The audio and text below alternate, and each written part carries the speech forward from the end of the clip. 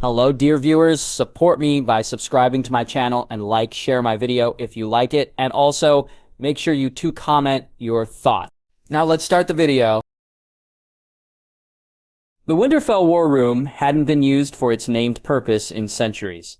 Perhaps the Dance of Dragons, perhaps all the way back to Aegon's conquest, when Torrhen Stark planned the ultimately feudal defense against the Targaryens, piled with books and chairs. It mostly served as an informal audience room for the Stark Wardens in the interim.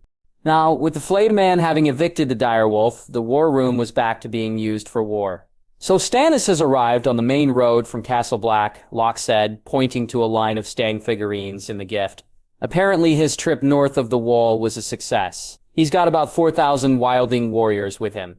Muffled curses came from those huddled around the table. Fuck. That's basically doubling his fucking army. Steelshanks Walton was not happy. They're just wildlings. Basically, food for the dogs against Bolton hoplites, Ramsay retorted, arms crossed over his chest. Have any northern houses declared for him and Jon Snow? No one dared acknowledge Ned Stark's bastard son's legitimacy in Winterfell. A squire slipped up once. One night with Ramsay and Miranda later, his flayed corpse in the courtyard served as a clear message. Some, my lord, replied Locke, rearranging several markers atop the map table. At the head, Roose Bolton scowled. House Mormont, along with Mazine, Hornwood, and the Mountain clans. Altogether, about 660 men in total, all foot. Chuckles came from around the table. That's it? Harold Karstark laughed. Jon Snow means to claim the North with that? Robb Stark's execution of Rickard Karstark was not forgotten in the North. The North remembers.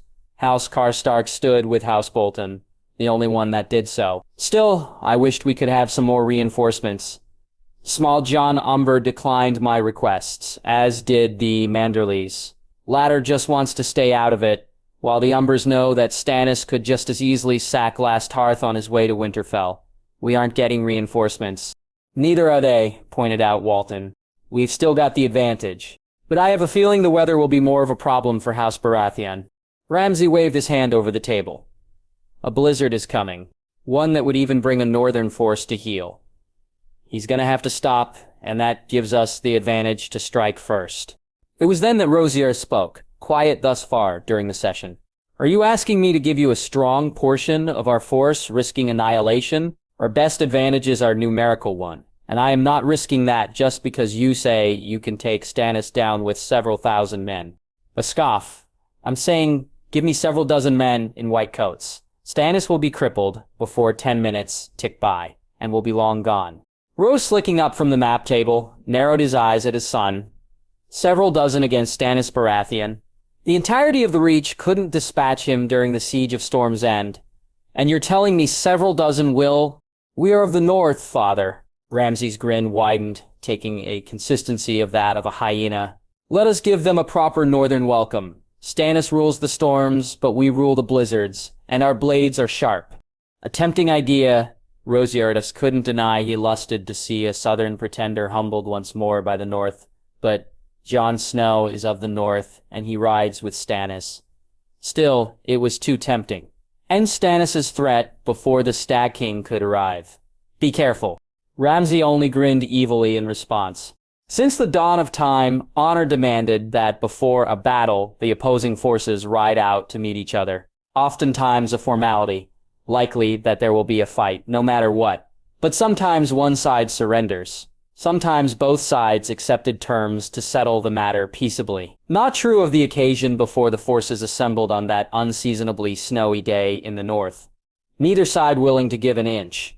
In the vastness of the land before Winterfell, Stannis and his subordinates galloped out to already waiting Boltons. The only noise around being the thumping of the hooves, horses coming to rest across from the others, each camp toting the corresponding flag of their house, whipping in the wind. Fresh snow falling from the sky, piling below them.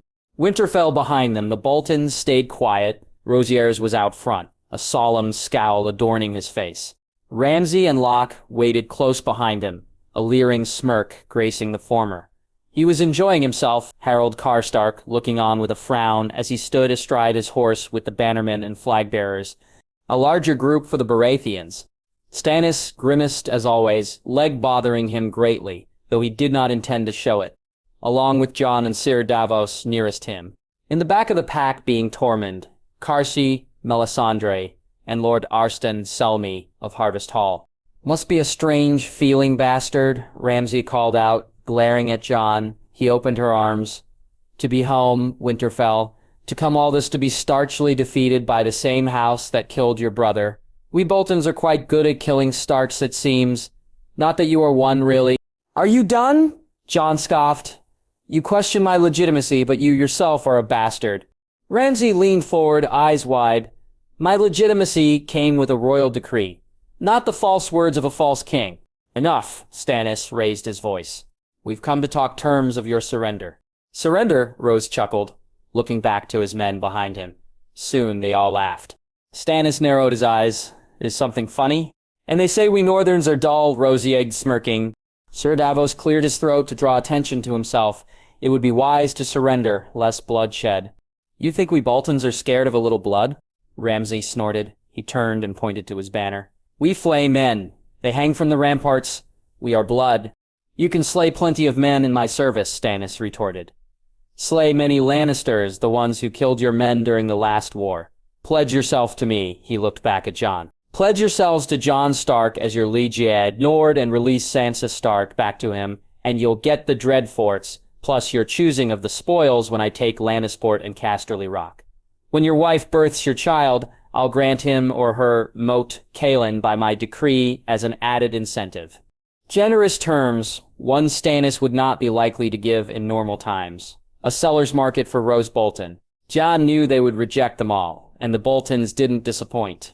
"We'll take our chances on the battlefield," Locke spoke up. Jon's voice aired out, "Whether you like it or not, I'm a Stark now." His finger raised in the direction of Winterfell. "That's my home. The ancestral rest of my house. Stark, you have no claim to it. You wrested it from my brother dishonorably." He glared daggers at the Lord of the Dreadfort. "Roose Bolton, you murdered my brother, your king, at a wedding. You will die for that, hopefully by my own hand." His fist clenched. "Ramsay Snow, you've taken my sister against her will. God's willing, I'll take your own life for that. The rest of you who stand with House Bolton will die with them. King Stannis' army is unparalleled to yours. My own blade won't be sated until all of you are dead." The words flowed from his tongue with a fury he didn't know he possessed. Nothing angered him more than thinking of how his family was slaughtered as he was powerless to stop it. He was not powerless now. As Jon spoke, no one dared interrupted as to not feel the flame of his words. Sir Davos stared at him as if he didn't know who he was looking at. Stannis looked proud in his own way. Even Rosiers, remembering a glimpse of a shy, whipped dog of a bastard during his own pre-war visits to Winterfell, blinked in surprise. Suddenly, the silence was broken with a cackling laugh. "A nice sentiment," Ramsay said. "Too bad it won't come to fruition." "It must if I say it will," Stannis grumbled. "If you do not wish to surrender, then we will meet you on the battlefield. Your defeat will be swift." "I must disagree, Lord Baratheon," Rosiad defiant. "Till we meet again." He began to turn his horse around. "The night is dark and full of terrors, Lord Bolton," Melisandre called out, smirk on her face as she guided her horse right between Jon and her king. Looking at her from over his shoulder, Rosieros couldn't help but feel a shudder course through him. His sleep was restless, dreams slamming into his mind with the vicious power of a giant charge, dark dreams, dreams of his family. His father Ned Stark, head falling from his body, of his brother Robb, watching as his entire family and retinue was butchered in front of him before Rose Bolton slit his throat, of his sister Sansa being mercilessly tortured by the bastard of the Dreadfort, their pain screams calling to Jon, berating him for not being there, for not protecting him. And suddenly the images changed to one unfamiliar. A dragon, colored the purest silver, roaring as winged demons surrounded her. Alone, begging for help. For another, as blackness surrounded the scene, Jon found himself wishing he could be the one answering the beast's call. "Ewe Kitsetsa JJ Chatsa JJ." Jon bolted out of bed into a literal nightmare. Orange-red glowed through his tent, a brilliant mosaic of color flowing in a fluid dance. On near instinct, grabbing Longclaw and racing outside, the beauty transformed into terror as he was brought face to face with the fire. The northern weather had picked up since he retired to his tent. Now snow fell heavy from the sky. The flakes danced with red flames reaching up to the sky. My lord, it was David, his squire. We're under attack. I can fucking see that. Who? He finally asked, eyes wide and searching among the chaos, Baratheon bannermen scrambling every which way in a panicked frenzy. No one fucking knows. The young man looked terrified, sword hand shaking. It just happened out of nowhere. Running a hand through his hair, curly locks loose and wild, Jon spotted something odd, a virtue of keeping a clear, calm mind. While hundreds panicked, 2 men weren't, clad in mere homespun cloaks. Jon spotted a flash of pure white underneath white cloaks. Northern winter warriors. 1 man carried a torch, creeping towards the tents holding the siege weapons. It clicked. Raiders. Jon hollered into the din. Longclaw drawn as he charged towards the raiders. Having just thrown the torch into the tent, the raider had just noticed the attacking lord when the blade hacked off his head. The other raised his axe to set upon Jon, but was instead set upon by the snarling white direwolf. A sharp jerk of Ghost's jaw ripped out the raider's throat, leaving him bleeding and gurgling upon the snow. A quick peek into the tent. The torch hadn't yet caught but was close to some dry wood. Fuck! Jon spotted movement.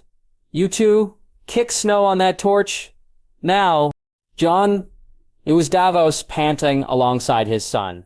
What the fuck happened? Half of our siege tents are ablaze and our horses are being butchered. Boltons.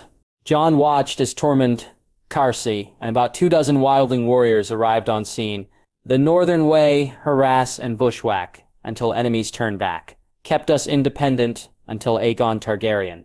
Kept the crows from fucking with us, added Tormund, axes in hand and eager to rip apart those that interrupted his sleep. Conts did their damage, probably forming up somewhere on the edge of camp. Jon couldn't fault Tormund's logic. Davos get bucket brigades to put out the fires. Cersei, go get Wung and more warriors in case we need support. Twin nods. Tormund, Davin, with me. Ghost whined. A split second of levity that grounded Jon. You too, boy. Let's go.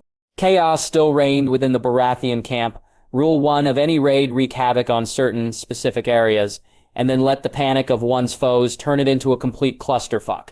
And such was Ramsay's genius at work, setting fires in the artillery tents, releasing the horses upon the camp. The chaos they brewed up only resulted in a maze of friendly fire incidents, usually involving the cavalry. Only enterprising efforts of the king and Sir Davos were able to control the insanity.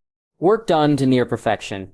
The Bolton infiltrators gathered near the outskirts of the camp, near a useless supply dump, one that the Baratheons would be obvious to abandon to protect the siege weapons and horses. They shed their gray cloaks, ready to use their snow-white shrouds to blend into the vast late-autumn snowdrifts. Keep lively, men, Ramsay announced, sheathing his skinning knife, slick with Stormlander blood. Rest for a moment, and then a scream cut him off as a blur of white leapt out of the snowdrifts. One of his men was taken by a massive direwolf, teeth sinking into flesh and blood, spurting on the snow.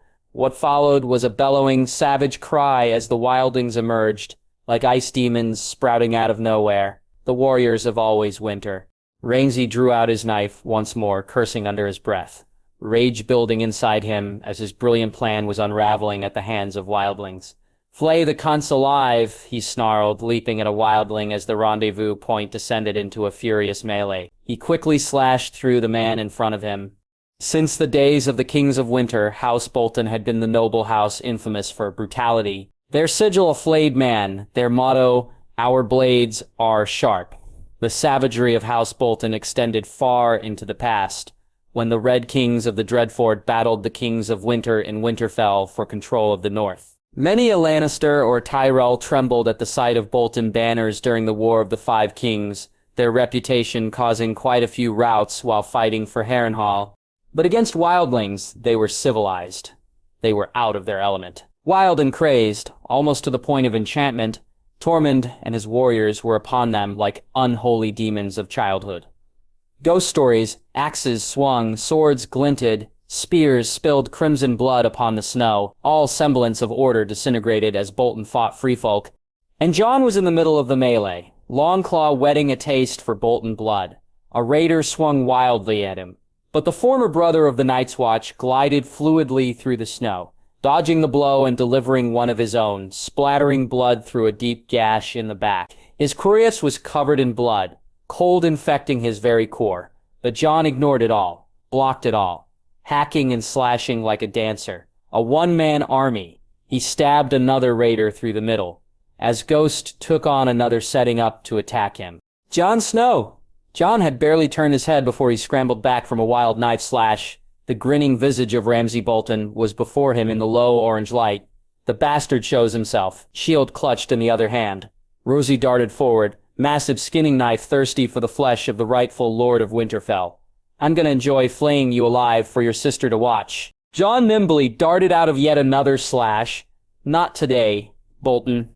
With a snarl he went on the offensive, slashing Longclaw down repeatedly. Ramsay parried with his shield, but upon the third blow, the iron-lined wood snapped in two, material shattering from the sharp Valyrian steel. Jon readied to launch a final strike, but was sent sprawling back from a wild punch. Stupid, stupid, Jon Snow! Ramsay's laugh echoed through the melee, cackling a pure evil worse than the howling wind itself. Thinking you can tangle with me. The free folk ran at him, but Ramsay dodged the wild axe swing, blade sinking into his chest before the Bolton kicked him off. The man stuck on the ends of the earth while his own brother died like a dog. Spitting blood onto the ground, Jon charged at Ramsay, knocking them onto the snow. One punch landed on a rib, responded to with a duo of punches to his side. He reached for Longclaw, rippled steel lying close in the drifts. But Ramsay took the moment to knock Jon off balance, flipping them and sending his own skinning dagger down towards Jon's chest. Only a quick block stopped the thrust, a stalemate, muscles straining to gain advantage. The knife glinted in the orange-red light of the distant fires, as if the blade of a demon, face to face with Ramsay's malevolent grin. The comparison was apt. Enjoy your last moments, bastard. Enjoy as I end your life. The steel inched lower and lower towards his heart. The Bolton heir's voice, a hissing whisper, eyes glowing with madness and mania. Enjoy knowing that your head will be in the room every time I take your whore of a sister. It was as if a sudden fire filled Jon, coursing through his body, flames licking and blazing in an uncontrollable inferno, heating him to near wildfire, eyes glowing in white-hot rage. With a strength he did not know before, Jon forced the knife back with a sudden thrust of his arm, batting it aside. Headbutting Ramsay square in the forehead, he surged ahead. Moigope in the snarl of a wolf. The snarl ceased, replaced by an anguished cry. Ramsay screamed in pain as the metallic taste of blood filled Jon's mouth. Soon the weight upon his chest disappeared. His foe, scrambling up, hand clutching the side of his head and face contorted in agony as he fled backwards. Leaping to his feet, Jon spat something onto the snow. He cared not for the bruises dotting him, the small cuts that likely pierced his skin. Furious eyes, still blazing a burning fury, searched for Ramsay, for the monster that brutalized his sister. But he was gone, vanished into the snow, amongst the other Bolton raiders. Raiders that were about to get the better of his wildlings. Just then, Jon's rage-filled haze was broken with the guttural bellow of legend. There, behind him, charged 1-1 over 100 free folk behind him charging through the snowdrifts. The giant entered the fray with a kick to a lone raider. The man flew over 50 feet, journey broken only as his body shattered against a tree trunk. Wildlings passing him, shrieking with a savage bloodlust as the Thens and Whitefoots set upon the Bolton raiders that hadn't fled the field into the icy deluge beyond. Jon felt his body slacken, his rage flee him as fast as it came. Reaching down to pick up his sword, he found himself looking upon the object he had spat upon the ground. An ear, rather, the top half of an ear. Crimson flecks of blood staining the snow beneath it. Ramsay Bolton's ear. The anger returned. This time, not the white-hot intensity seemingly out of nowhere. More the simmering rage of a wolf. I will finish what I started tonight, Ramsay Bolton, he thought, gripping Longclaw as he charged with the wildlings. Even to those that knew him intimately, Stannis Baratheon seemed to only have two expressions, dour and angry. Right now, he was enraged, though trying his damnedest to control his temper and temper his raging leg pain. "What is the status of our cavalry?" he hissed. Davos shifted on his feet. He hated to give Stannis bad news, but giving a rosy interpretation of everything wouldn't solve anything. "Bad, your grace. The Bolton raid and subsequent fires took out almost half our mounts, and that's not all." He set his lips in a grim expression. "A sellsword company. The Storm Crows rode off with most of our other horses. We have about 100 left that aren't wounded. Fucking sellswords." Stannis spat on the ground, probably offering themselves to Rose Bolton like whores. He looked in the direction of the pens where they kept the captured raiders. "Did we get the Bolton bastard?" Sir Gerald Gower shook his head. "No, your grace, he is presumed free. Curses from both the king and the Lord of Winterfell. At that, what should I do with those we did capture?" "The Lady Melisandre wishes to burn them." "Do as she says," the king responded abruptly. Gower bowed and darted off. Stannis ran a hand down his face. "Please tell me there is some good news in this mess." It was a half question, half plea. Surprisingly, Jon had some to give him. The northern houses arrived this morning. The king's brow rose. 62 Mormont and men-at-arms, 143 Mazine and 200 Hornwood horses. Not the same number, but it should replace the Storm Crows and 200 warriors from the mountain clans. Stannis huffed.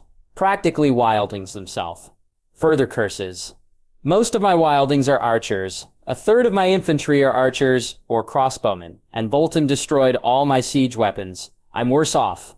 A light chuckle escaped him, though it didn't reach his eyes. "Even with a giant in my army, I'm fucking worse off." "Your grace, if I may?" Jon waited, eventually getting a gruff nod from the king. "Rosier can wait us out for months, if he has to. He has Winterfell. A protracted siege only hurts him. We need to face him in open battle, and our apparent weakness would make him more likely to both give us such a battle and be overconfident in fighting it." Resolve welling within him. The wheels turned inside the king's mind. Battle strategies, tactical movements, mapping themselves out, plotting over the topography of the ground between them and Winterfell. As if by magic, it all began to piece itself together. Stannis met the gaze of each and every one of his war council, making sure they knew what duty and necessity would demand in the coming days. Butcher the wounded horses and get ready for a march. Above, he could see the sun spearing through the swirling gray clouds for the first time in weeks. One way or another, it will end soon, my lords. Either we have Winterfell or we die. The rag slid along the smooth Valyrian steel, motion repeated for the 50th time in an empty gesture. Brienne of Tarth knew that Oathkeeper was clean, shining just as brightly in the weak northern sun as it had in the bright sun of the Crown Lands when Jaime Lannister gave it to her, but the simple act of cleaning the blade calmed her. A habit picked up from the days of her childhood when her father began training her. Calmed Brienne in times of the greatest stress, which this time was. Ever since Podrick raced over to her with tales of Baratheon banners and an army of wildlings advancing through the snow, Brienne had been a haze. She looked down on her sword, Oathkeeper. How ironic, considering her current circumstance. Brienne would have laughed had it not been so serious. 2 oaths, 2 liege lords to keep fealty to. 1, Renly Baratheon, herself a sworn member of his Kingsguard and her childhood protector. Sworn to protect him and to avenge his death. Killed by Stannis Baratheon through black magic. The other, Catelyn Stark, sworn in the Stormlands, sworn to find her daughters and bring them to her, to the north. An oath she nearly died fighting the Hound over, but which to follow, hence the rag, ghosting over the gleaming steel.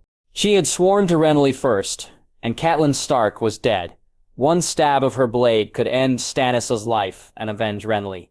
But Renly was also dead, while Sansa Stark was alive, tortured within Winterfell. If the rumors were to be believed, you know them to be true. Her brother was within Stannis' army, the closest glimmer of safety Sansa could have. Brienne couldn't save Renly, only avenge him, but she could save Sansa. In that moment, her hand stilled. She knew what she had to do. After the War Council, Jon retreated to his tent, fully feeling his body remind him of his injury. In the moment, slashing through all those Boltons didn't wear him down. But hours later, it did. His chest tightened up, breaths hurting. He wondered if, through all his exertions, he had reopened the wound. Once out of the wind and snow, Jon nearly collapsed right then and there. He buckled his sword belt and tossed it aside. His body fell onto the bed before he knew what was happening. Mere seconds later, his eyes closed. He felt himself drift off to sleep. But before his mind went blank, the tarp allowing entrance to his tent flew open, letting the wind through. Being as though they were just attacked, he should have leaped up, blade at the ready. Yet, his eyes didn't open at first. The presence of whoever entered didn't seem threatening. In fact, a welcoming heat flooded the room, forcing Jon to finally open his eyes. He saw Melisandre approaching him, wearing that same old thin gown and a smirk upon her face. "My lady, what are you doing here?" "It's late," Jon said, sitting up. "I've come to see you, Lord Stark." She drew near to him. Feeling unsettled as always around her, Jon cleared his throat. "Why?" Standing over him, she smiled, her hand grasping his chin. "The Lord of Light sees something in you, Jon Stark." Slowly, he moved her hand away. "I still don't know what that means." Melisandre moved to sit next to him, and he resisted the urge to stand up and leave. Jon was not sure what exactly unnerved him about her. Her incessant need to be near him and her blind loyalty to this lord of hers. It all sounded like horseshit to him, but Stannis believed in whatever she was spouting. That made him honestly curious. Nevertheless, he still doesn't want to be this close to her. He couldn't work out what her intentions were. "You have a role to play," she said, her hand snaking over his back. "You keep saying that," Jon snapped impatiently. "Tell me what that means." "I have a role to play." She slid even closer to him, not backing down. "Whether you know it or not, you serve the Lord's purpose. The Great War is coming, the only war that matters. Let me show you what you're fighting for." Jon scoffed. "You gonna show me a vision in the fire?" "No visions, no magic, just life," she whispered softly to him, then shifted herself to straddle him. His initial surprise melted away his sourness, feeling her heat against his chest, heart picking up its pace as she undid her gown, revealing her breast to him. His breath caught in his throat at the sight, long since his encounters with his wildling lover. She brought his hand up, brushing over her chest, then over her heart. "You feel that? My heart beating. It's life." Jon nodded. "Aye," his voice low. She cups his face. "There's power in you, and you resist it. That's your mistake. I've seen it appear only a few times. We have power together, you and I. A male and a woman together can make life and light." Her face drew but a few inches away from him. "I don't think Stannis would like that very much." "Then we mustn't tell him." With that, she moved in, their lips brushed against each other, her hands moving to undo his tunic. "I loved another." She smirked. "The dead don't need lovers, Lord Stark. Only the living." Despite his body very much wanting to give in, remembering the joys of coming together with a woman, that only made her face flash across his mind, memories flooding his brain, how they made love in that cave, climbing the wall, embracing at the top. Her dying in his arms, watching the light leave her eyes, her last breath hitting his face. Forgetting all around him, the fighting, and just clutching her tight to him, pleading for her to come back to him. When she didn't, he wanted to cry, but no tears ever came, even when he burned her body. Any lust he felt flushed away then. Jon pushed against Melisandre, nearly tossing her onto the ground. "I loved her. I still love her. Doesn't matter if she's gone.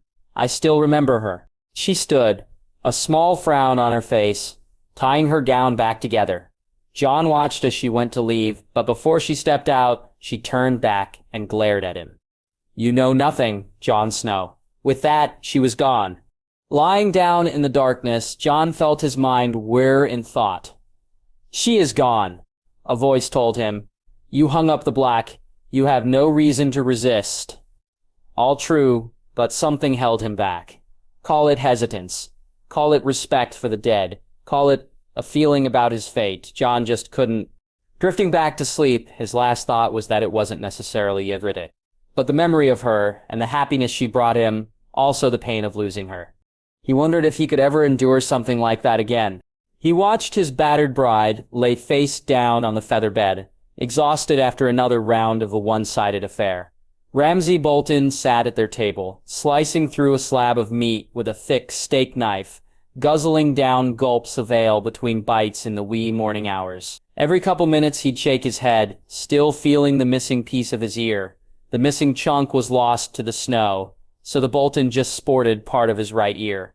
Anyone would who stared too long at it got a fist to the face. Anyone who commented on it getting flayed upon the Winterfell battlements. Except one, though. The shame from his father was abundant. The only man Ramsay couldn't touch. But the heir to the north would make it up to him in tomorrow's battle. Presenting his father Jon Snow's head. As always, Theon stood by the door, quiet as always, head hung low. His master turned to him after he drank the last of his goblet. "Reek, go get some more ale. I'm thirsty this morning." His servant bowed, then left. The only light in the room being the lit candles on the table and the moonlight coming through one of the windows. All is quiet. Despite the Baratheon army lingering close to Winterfell's walls. "I'm to go fight upon the dawn, wife," Ramsay said, chewing. "Aren't you going to wish me off in the morn?" He waited for a response, but Sansa didn't move a muscle. "Wife, I'm talking to you." The Bolton had taken her again. This time Sansa didn't much fight back. Even with the possibility of being rescued, she couldn't find a reason. She was just so weak. He will do whatever he wants, no matter what I do. So there she was, laying down. Not that much fight left. She couldn't bother to respond to her monster of a husband. A terrible man. Seeing her now would make any young girl swear off men forever. Even if she survived this, Sansa wasn't too sure she could stand the sight of a man again, especially in an intimate way. "Wife?" Ramsay growled, utensils clattering against the table. "I'm talking to you." Finally, at the possible threat of more of the same, Sansa moved. She shifted around until she could sit up straight on the bed, rubbing her eyes until her vision returned. Though once she saw the grin on his face, she almost wished she couldn't see at all. Thankfully, he stayed where was. For the time being, she spoke up, her voice hoarse, the body still weak. "What is it?" All down her arms, she could feel where he gripped her. How hard he held on. Remembering how now all she could do was go limp, even that brought pain. "I've been talking to you. Have you heard a word I said?" Despite her mind blank, she had caught a few words. She breathed out, "Yes, you're to go fight tomorrow." "Who am I fighting?" "Stannis Baratheon. And my brother." "That's right, sweet wife," Ramsay said, smirking. "You know what's going to happen to him?" She wished she could say for sure, hoping that he'd come to save her, cut down anyone in his way. But in truth, she didn't even know if he knew she was here. But deep down, a part of her knew that he was coming for her. A flutter of hope bubbled up in her belly, only to flatten out when she looked upon her husband again. She must have smiled by accident again. Knowing it was probably her brother who tore through his ear didn't help. He rose up with a scowl. "Wife, you do know what's going to happen to your bastard brother, right?"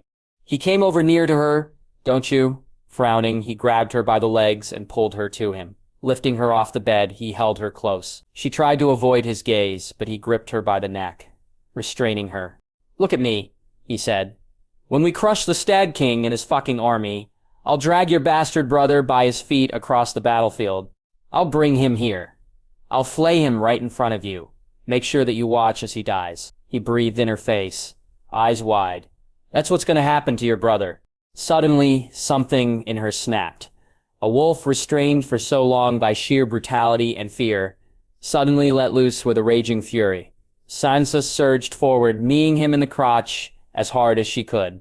Ramsay gasped, falling on the floor, stunned that his wife actually struck him.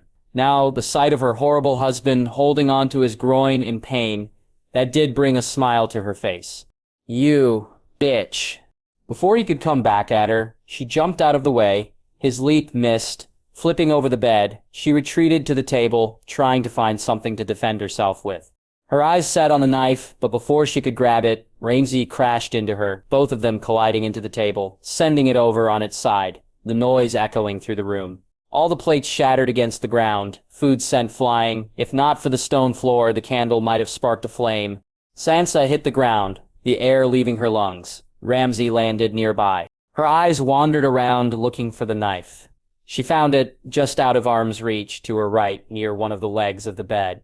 Slowly her hand moved out to try to grab it, but her vision blotted out all of the sudden. Ramsay's hand had hit her. Fist or palm, she didn't know. All she knew is that her eyes went blurry. When she regained her sight, Ramsay crouched next to her. See what you make me do. She tried to get to the knife, ignoring him. Of course, he saw this, cackling as he stomped on her wrist. Pain coursed through her. He picked it up. You wanted this? What were you gonna do? Stab me? He shrugged and tossed it over his shoulder near the door. Only faintly able to move her fingers on her right hand, Sansa cried out, tears forthcoming. Come on, dear wife, Ramsay sighed, picking her up. You brought this on yourself, like he had many times over the past few weeks. He tossed her lifeless body onto the bedding. Some might think that doing this over and over would bore him, not Ramsay Bolton. He turned her over onto her back, then slapped her around a few more times just because he could. Behind him, the door slowly slid open. Frail, Theon moved through the door, shaking so much that some of the ale in the pitcher he carried spilled out. Ramsay heard him, turning around from his conquest. Oh, Reek, I'd say put that on the table. But as you can see, the wife and I are having a disagreement. He exhaled, standing up a moment to undo his pants. Theon lingered near the doorway, so Ramsay beckoned to him. Come on in, Reek. Put that pitcher down anywhere. It'll be but a moment. Have to save my strength for when I flay Jon Snow. Fuck you, you animal, Sansa croaked out, defiant. Sluggishly, Theon fully entered the room, unable to fully look upon the scene before him. He just held on tighter to the pitcher, watching as Ramsay crawled over Sansa. He twitched, trying to look away, but he knew his master wanted him to watch. Somehow, he'd know if he didn't watch. Nothing was more horrible to see in all his years of life. Nothing made his stomach turn more. Whatever he'd eaten would come up in his throat just as quick as it went down. His eyes widened as Sansa's red hair flashed up. A girl he once knew, grew up with, cared for. For her, it was all nothing. Nothing left. It kept happening. Nothing she could do about it. She was completely helpless. Until it stopped, suddenly. The sound of something smacking against the floor, liquid spilling. Ramsay lurched forward over her. He groaned in pain. What the fuck? He crawled off his wife, feet hitting the floor, arms reaching for his back. His body hit against the stone walls nearest him. A knife sticking out from the middle of his back, buried deep, but so much as to kill him immediately. He tried to reach it, but somehow the knife was placed in the spot that neither hands can reach. Looking like there's a spot he can't itch. Also a shaking Theon backing up, staring at his hands. Reek, Ramsay gasped, still grimacing, managing to get his pants back up. He slid along the wall towards his creation, reaching out to him. Come here, Reek. The Ensign retreated further until he hit the far wall, trying to find any place to get away. Ramsay bounded off the wall towards him. Knife still lodged in his back. He banged against Tien, both of them hitting the wall, heads knocking together. Tien moved away, trying to regain his senses. Being small and thin, he was nimble, whereas Ramsay was stumbling after taking the blade to his back. Gathering his courage, Theon ran straight into Ramsay with all his power. It was enough to force Ramsay back far enough until he hit the far wall again. This time with his hind toward it, so the knife only dug further into his flesh. He yelped. Fuck. His shirt soaking in crimson fluid. Yag was close to him now, though. He grabbed him by the neck, large palms fully encapsulating his throat. Lifting up, Yagshti leaving the ground. Yagshti's legs kicked against the Bolton, while he failed to breathe, while he no longer had much a groin. Ramsay did, so an aimed foot to his crotch did force to him to release Theon. He fell to his rear, trying to return the air to his lungs. Ramsay didn't give him much time to recover. Pushing the attack, the larger man jumped onto Theon, quickly delivering fists to the face. Just that was enough to weaken Theon to barely conscious. Pushing up on the bed, Sansa watched with wide eyes. Eosier, she shouted, though somewhat quietly, her shout sending a live wire through him. He would not betray Sansa as he did all other Starks. Laughing, Ramsay spat on the end. What are you doing, Reek? Trying to rise up against me? He got down close to his face, within inches, whispering, Do you want to die that bad? He couldn't finish, mostly because Theon's teeth latched onto his throat, digging into the soft flesh. Ramsay croaked. Reek was all he could get out before Theon jerked his head around, tearing through Ramsay's jugular. Blood flowed through the wound like a flood, covering Theon's face in crimson. Yet undeterred, he went back in, ripping another piece of Ramsay's throat out, finishing what Jon started, calling upon what part of him that was a Stark, the direwolf in him, coming out fiercely, remembering how Grey Wind used to do it, rip through a man's throat, tables turning. Ramsay became the who's helpless, as couldn't even attempt to halt the flow of his blood, that being enough to make his body go lifeless, falling onto Theon, blood still coming. On the bed, Sansa used what strength she had left to lift up. She saw Ramsay on top of Theon, neither moving in the slightest. "Theon?" her small voice called out. All she got in response was a quiet moan from under Ramsay, then a hand reached out into the air. Slowly, Theon pushed Ramsay off of him, the body flopping over like a wet piece of meat. Theon still didn't get up. He struggled to get all the blood out of his mouth. He spat parts of Ramsay's flesh out of his mouth, wondering if the taste would ever leave his tongue, bland iron. "Theon, are you all right?" Finally, her rescuer sat up, soaking in blood, so much it dripped off his shoulders, his breathing ragged, heart beating out of its cage. He looked over to Ramsay, the man who had taken more from him than imaginable. His eyes rolled back, neck left in torrid shape, blood pooling on the cold stone floor. Then he looked over to Sansa with blood-stained teeth. He said, "Sansa, we need to leave." Just as sudden as the autumn blizzard came, it had vanished. The sky was overcast, but only a thin cloud cover blocking out the northern sun. Snow beginning to melt, the ground of the clearing between the Wolfswood losing the icy hardness of days past, beginning to soften. Such was an advantage to the attacking force before Winterfell's walls. One of the only advantages, banners flew high, those of the stag direwolf and several other smaller houses, fluttering in the cold wind of the north, lined up along the open ground between the tree cover, formations thick with the dismounted men-at-arms, mounted northerners, and scattered wildling reserves, racked with cold, many malnourished and suffering from various camp illnesses. They were hard, they were weak, and with their king at the front line with them, mounted atop his feet like the rest of them, whatever pain or fear or discomfort was swept away. They had marched through and endured this God's forsaken land, and would end this fight one way or another. Before them were over 13,000 elite forces under the Bolton banner, putrid smoke wafting from several staves mounted in the ground, each hosting a flayed prisoner, doused in pitch and burned alive. Before the wall of cavalry in the van, Locke gazed upon the enemy force with a smirk. They can't be serious.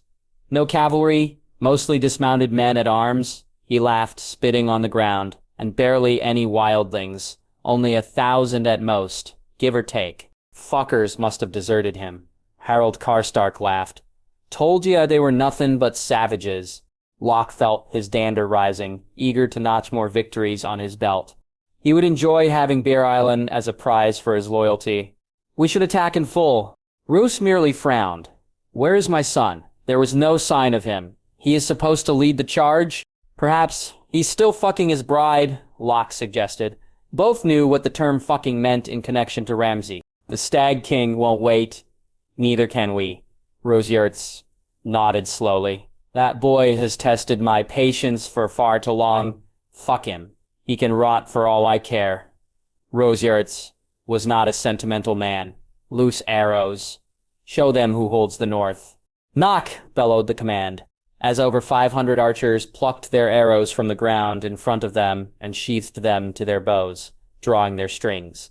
Across the field, the Baratheon archers, nearly 100 elite bowmen from House Florent of the Reach, followed suit. Loose, hundreds of arrows filled the air, arcing upwards in a commingling swarm, before plunging down in an unseeing, unfeeling mission of death. Shields were raised, men crouching as the malevolent rain began to sprinkle among them, seeking out all unprotected flesh, spurts of blood and brain staining the snow and grass below. One volley was enough for Stannis. Men! Despite his injury and the agony it still sent coursing through his system, he still bellowed with the Baratheon fury. Advanced to the rear, and just like that, the men of the Stormlands fell back. Some in good order, others in less than good order, the latter hurting the image of the former toward any onlookers.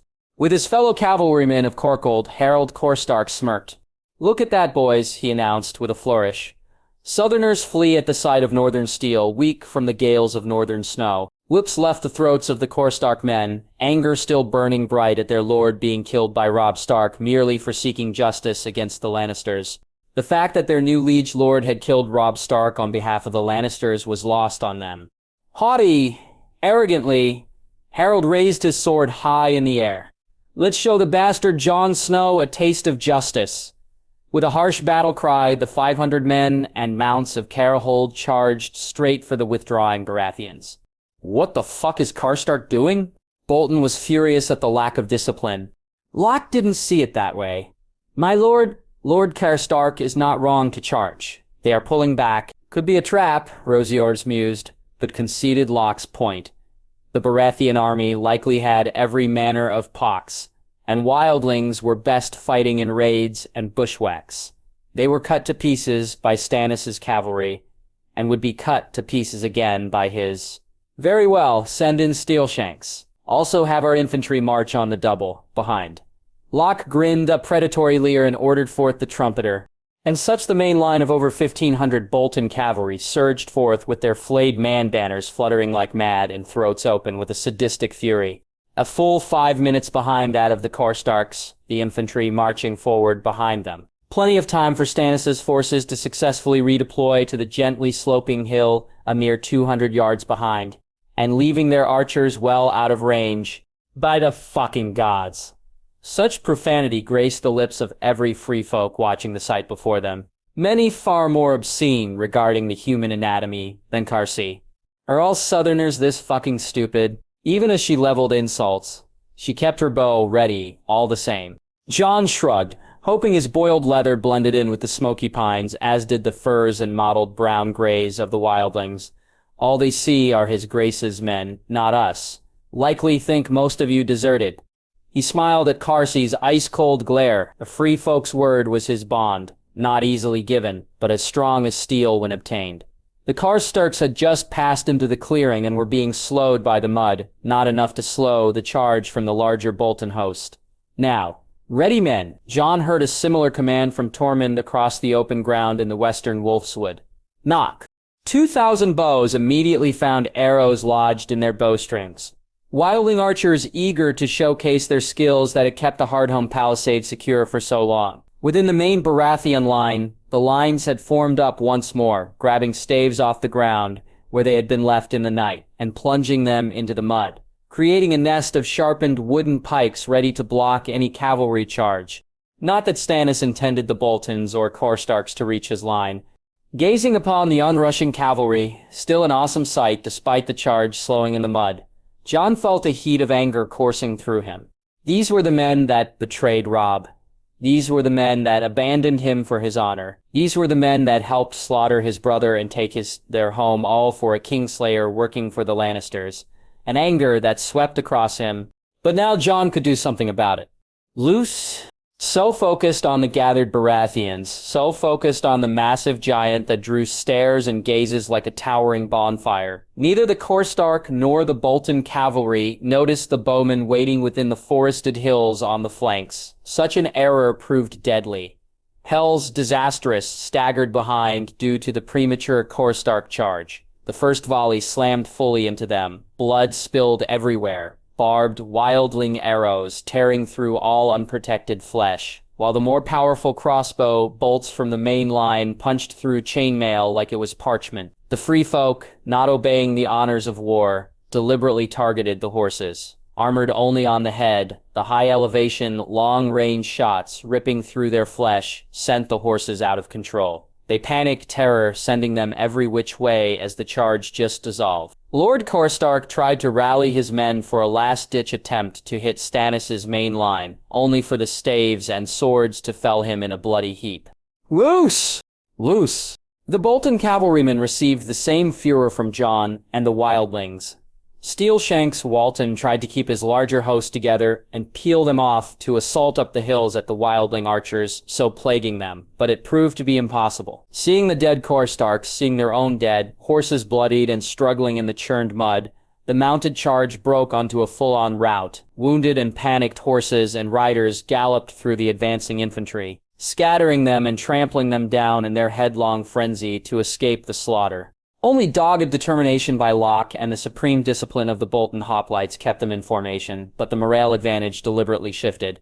"Forward!" Locke screamed, sending his infantry into the muddy charnel house. Hooting cry answered by the bellow from the giant just as a new volley of arrows slammed into them. Slow-moving, armor thicker, and shields wide, the hoplites fared better under the terrifying hail of arrow shot than their mounted counterparts. But it took its toll. Volley after volley fell among them. Bolton men huddling behind their shields and bending their heads so as to present their thick helmet plates towards where the arrows came from, protecting themselves as much as possible. This restricted their breathing and their vision in the increasingly fetid air, slowing them through the few hundred yards trudged through thick mud and sticky clay. Soon, knights and officers urged them through the broken bodies of fallen comrades or the thrashing forms of wounded horses. As such, the infamous and terrifying Bolton shield wall was disorganized and worn down as it reached within charging distance of Stannis' forces, hampered by mud and the sheer volume of arrows that had descended upon them from within the bowels of the Seven Hells, so much that the Baratheons had run out of shot. Fire slackening, Locke rallied his men. "Who holds the north?" A weak hoot shouted out, blood starting rise as anger replaced fear. "Who holds the north?" The hoot grew louder, though nowhere near the volume as that before the advance began. "With me," the line surged. One half aiming for the 3 divisions of the Baratheon line, Alatane Florin on the left, Arstan Selmy on the right, and Stannis himself in the center. A quarter each charged the hills for the wildlings. Stannis drew his sword, leveling it directly at the onrushing Bolton horde. "Bring me Winterfell." The roar of 1-1 did more to spur the men charging valiantly forth through the snow. Arrows depleted, Jon watched as the wildlings hefted their bone axes, knives, and short swords, tensed and licking their lips for the fight. Raising Longclaw, he howled into the air. Ghost joined him, and soon the entirety of the free folk let loose a wolf howl that resonated over the entire field. With me, himself, at the van. Tormund Giantsbane doing the same across the flat ground. 1,500 wildlings erupted from their positions to engage the Boltons. It was the sight of the century for the residents of Winterfell Castle, gathered atop the battlements, atop hills and through holes in the thatch roofs of Wintertown. All watched the gathering battle with rapt attention, of differing levels of mood, as the guards within the ancient fortification were patrons of House Bolton, while the small folk still held loyalty for House Stark, of the noble Eddard and the dashing Robb, of the kind Sansa and wild Arya. As the battle progressed, the whoops and leers of the guards and patrons began to sour into a creeping fear, while the dread in the small folk melted into a long-lost hope not seen since the young wolf rode south to his death. In this, the 2 lone figures walked through the gates, hoods drawn over their heads, and horses piled with sacks of grain. Normally astute guards didn't notice the hidden armor underneath their cloaks. The flashes of steel swords kept out of sight. Both had picked the perfect moment to enter, and waited for the second perfect moment to strike. Time slowed, slowing to a mere crawl. Seconds became minutes. Minutes became hours. The stink of blood and death already permeated the air of the Wolfswood. Sights of grisly, mangled corpses of men and beast, already littering the small stretch of open field of which House Bolton and House Baratheon fought over. So much death, so much carnage. But it was not over. Nothing was over. The unstoppable force of King Stannis Baratheon meeting the immovable object of Lord Roose Bolton, Stag charging against the sharp blades, with the pawn of thousands of men being the instrument. In the middle of this was Jon Stark, at the van of half the wildling host of Stannis' army, Lord of Winterfell, but only 1/4 of part to play, joining Tormund Giantsbane, Arstan Selmy, and Alechin Florent in leading their respective wings into the fray against the Bolton host. He was no coward. Jon didn't shy away from the coming slaughter he knew was imminent. What leader could inspire if he did not fight alongside his men? Jon did not know, so duty found him here. Running as fast as he could, enemy foot soldiers ballooning in size as they closed the ever-shrinking gap between the armies, Jon's mind picked out the oddest things. The shimmer of Ghost's fur in the wind, the faithful companion charging into battle alongside his master, a robin leaping off an errant bush as it sensed danger coming, the rippling along the Valyrian steel blade he carried, as sharp as the day it was forged, a fleeting murmur in the sky. Jon could have sworn that the images of Eddard and Robb Stark, his father and brother, were looking down upon him that day. Only a dozen yards separating the armies, Jon sent a silent prayer. Heavenwards, a single plea of determination. "I will avenge you, father, brother," and Jon Stark bellowed a war cry that echoed across the plains as the opposing sides crashed together. It started with a shudder, a rippling in the colliding armies as lighter armored wildlings, Northmen, and Stormlanders met the shields of the Bolton hoplites. Some were skewered by the long pikes of those pushing from the rear, but for the first moment of contact, it was surreal, a stunned silence of first contact. Then complete chaos. Jon found himself in the midst of a veritable slaughterhouse, drenched in blood, not his own. Longclaw slick with crimson liquid he did not remember spilling. The Lord of Winterfell tossed any thoughts to the side and moved through the battlefield. Blade darted out, stabbing through the weak chainmail of a Bolton man's back. The man gurgled, blood spraying from his mouth as he collapsed to the ground. But the battle wouldn't let Jon rest from his one-on-one victory.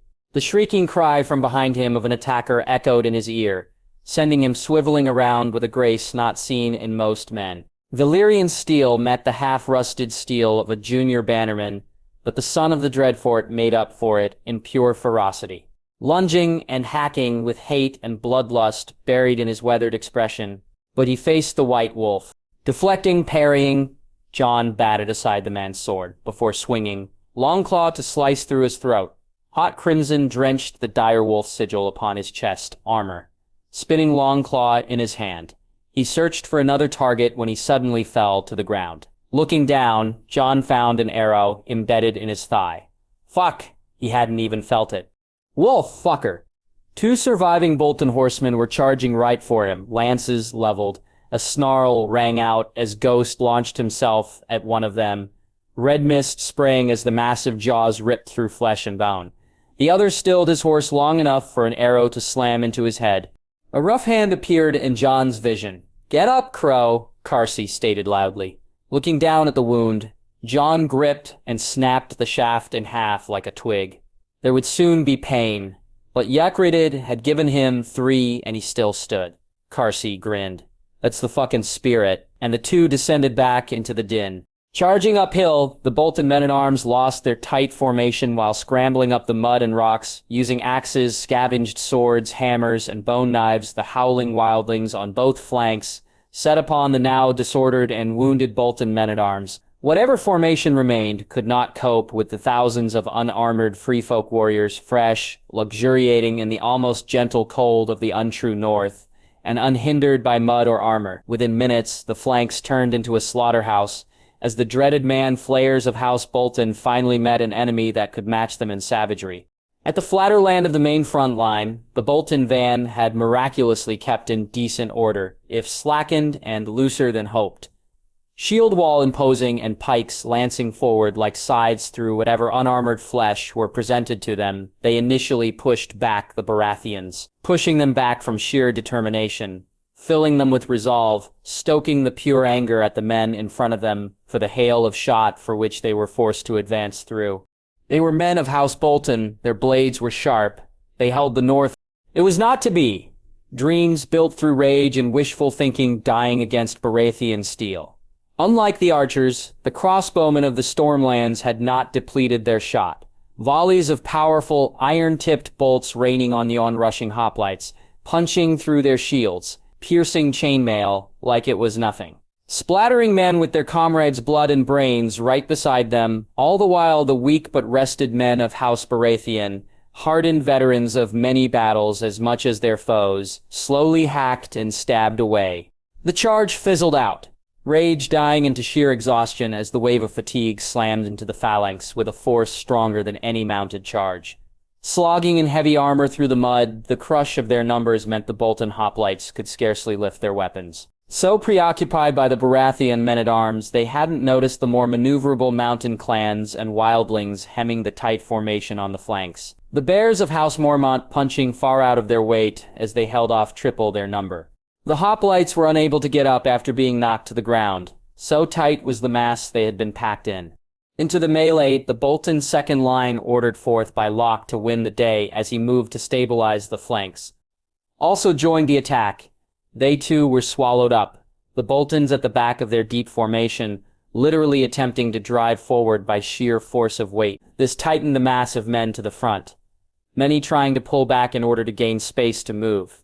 Any attempt to drive through the melee were met with furious steel, Stannis himself joining the fray as he fought alongside the men of House Mormont. Soon, scores of bodies were piled up on top of the corpses of the failed cavalry charge, many fighting over and on the bodies of those who had fallen before them.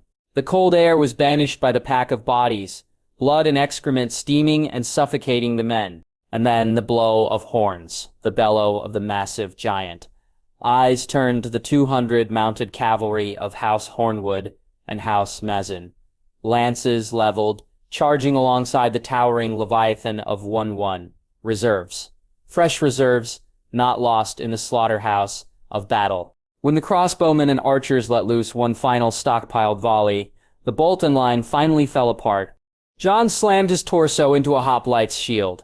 Deprived of the protection of the phalanx, the hoplite fell upon the ground from Jon's assault right upon the center of the flayed man. The man looked up, mouth dropping open in a panicked cry as Longclaw caved in the top of his skull. "Devon," he cried out for his squire. "My lord," Devon emerged, cut across his forehead and both eyes black. His sword was filthy with blood and brain. "Good lad. Fine Tormund. Tell him to close the fucking trap and let no fuckers escape." Davos's son nodded, racing to find the ginger wilding in all this mess. Black locks matted to his forehead with sweat and grime, blood soaking his leathers and undertunic. Jon shouted aimlessly into the air as he hunted for other targets. There were plenty. All around them, the battle among the flanks was growing in scope. Whatever forced order collapsing as the retreating center of the Bolton line collapsed. Northern horsemen cut through the massive cluster of men, like a scythe through wheat lances breaking after multiple hits and swords drawn. Ghost's white fur was masked with crimson. One littered with arrows as he used the flailing bodies of hapless Boltons as his personal flails against their comrades. Blade slicing open the stomach of a wildling, Locke looked around at the chaos. "Come on, you fucking cowards!" He grabbed at a fleeing hoplite, practically throwing him back into the fray. "Don't die unless you kill 10 fucking stags." Predatory gaze searching, his eyes widened as he found someone he had been personally searching for. "Ah, bastard," Locke scoffed, taking a second to breath amongst the chaos around him. Jon rocked back, hands tightening around Longclaw. "Locke?" "I'll kill you, bastard," Locke grinned, drawing a hand axe from his belt. "Perhaps Lord Bolton will give me the Dreadfort for presenting your head to him." Scoffing, Jon twirled his blade, readying himself for a fight. "You won't have the chance." With that, he dashed forward, putting himself on the offensive.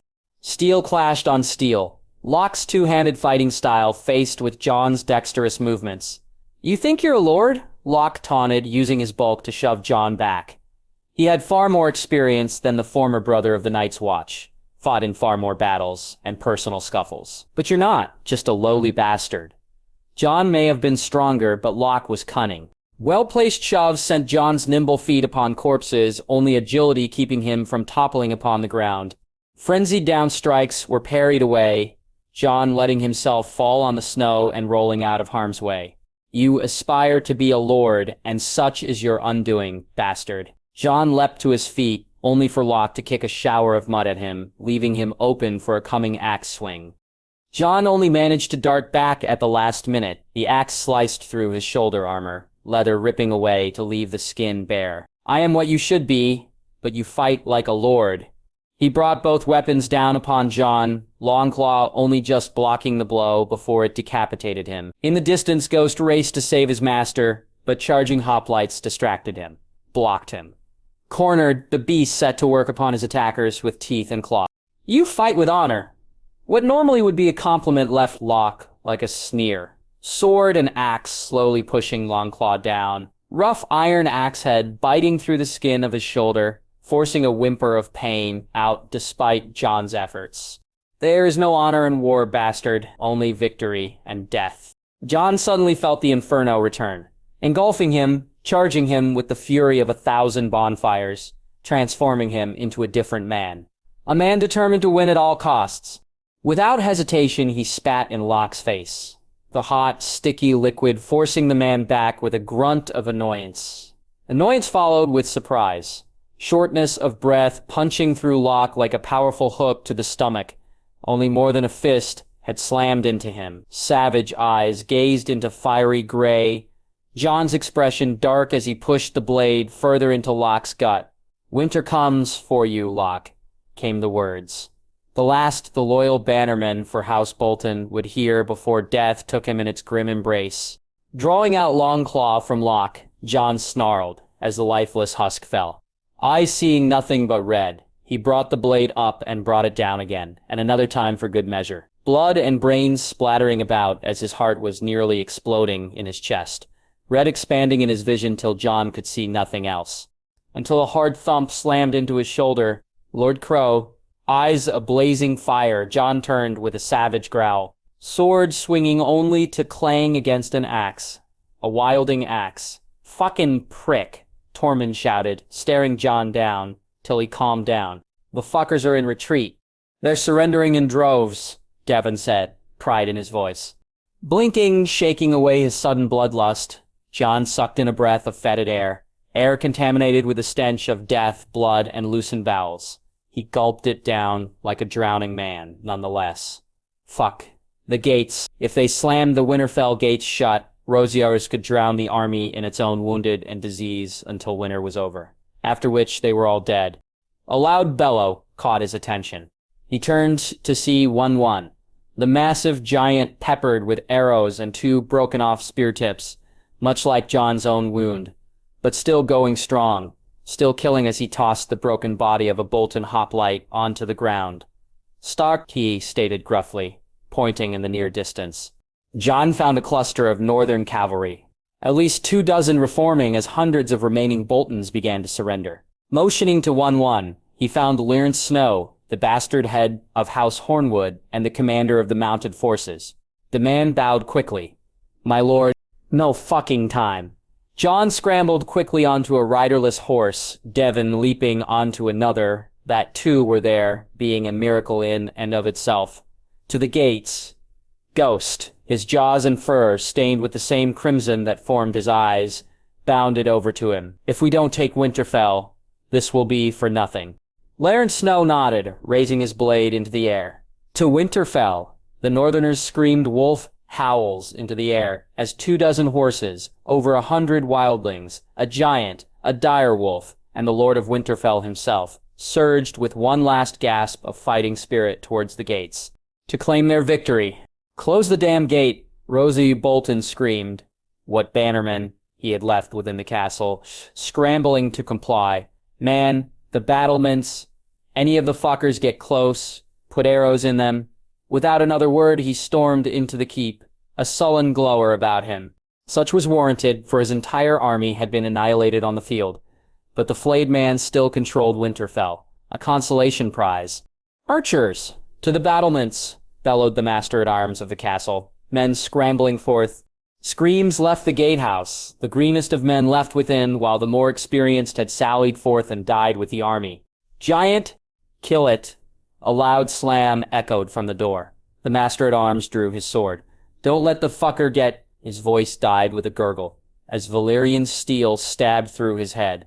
"To arms," yelled Brienne, engaging with another bannerman as Podrick led the small folk of Winterfell in uprising on the usurpers. Pitchforks, pickaxes, and hoes had no comparison to castle-forged steel and crossbows, but there were far more of the former than of the latter. Brienne led the battle within the courtyard while her squire advanced upon the gatehouse, inexperienced hand managing to emerge victorious against unprepared Bolton men. With a snarl, the former Baratheon Kingsguard decapitated an archer, bow dropped in the mud, and axe drawn in an ultimately fruitless attempt to attack Brienne. Fearful, his comrade notched an arrow and aimed it at the attacker. At point-blank range, the arrow punched through Brienne's breastplate. The tough steel kept it from penetrating the bone and shattering it, but it still hurt like a bitch, teeth gritting in a snarl. Brienne tore out the arrow with a loud, piercing cry of anger before raising Oathkeeper and charging back into the fray. Jon watched as 1-1 pounded his form against the already closed gate, the wood bending at the excessive force. The cries of panic of those inside, evident even over the loudness of the battle, ongoing. The giant's fist crashed through the oak, rearing back to repeat the process. The bulk of the Baratheon forces gathered before the gate, rearing for entry. Bolton crossbowmen fired upon them from atop the walls, forcing their targets to retreat back or hide behind shields. Several caught arrows in the neck and torso, falling to the ground. Thankfully, some wilding archers fired back, suppressive fire making the Boltons take cover. Having retreated back, Jon Devon and Tormund hid near a rock, out of reach of the onslaught. Behind the crest of the hill rested the northern cavalry, most dismounted. "We have to get through the fucking gate," Tormund yelled.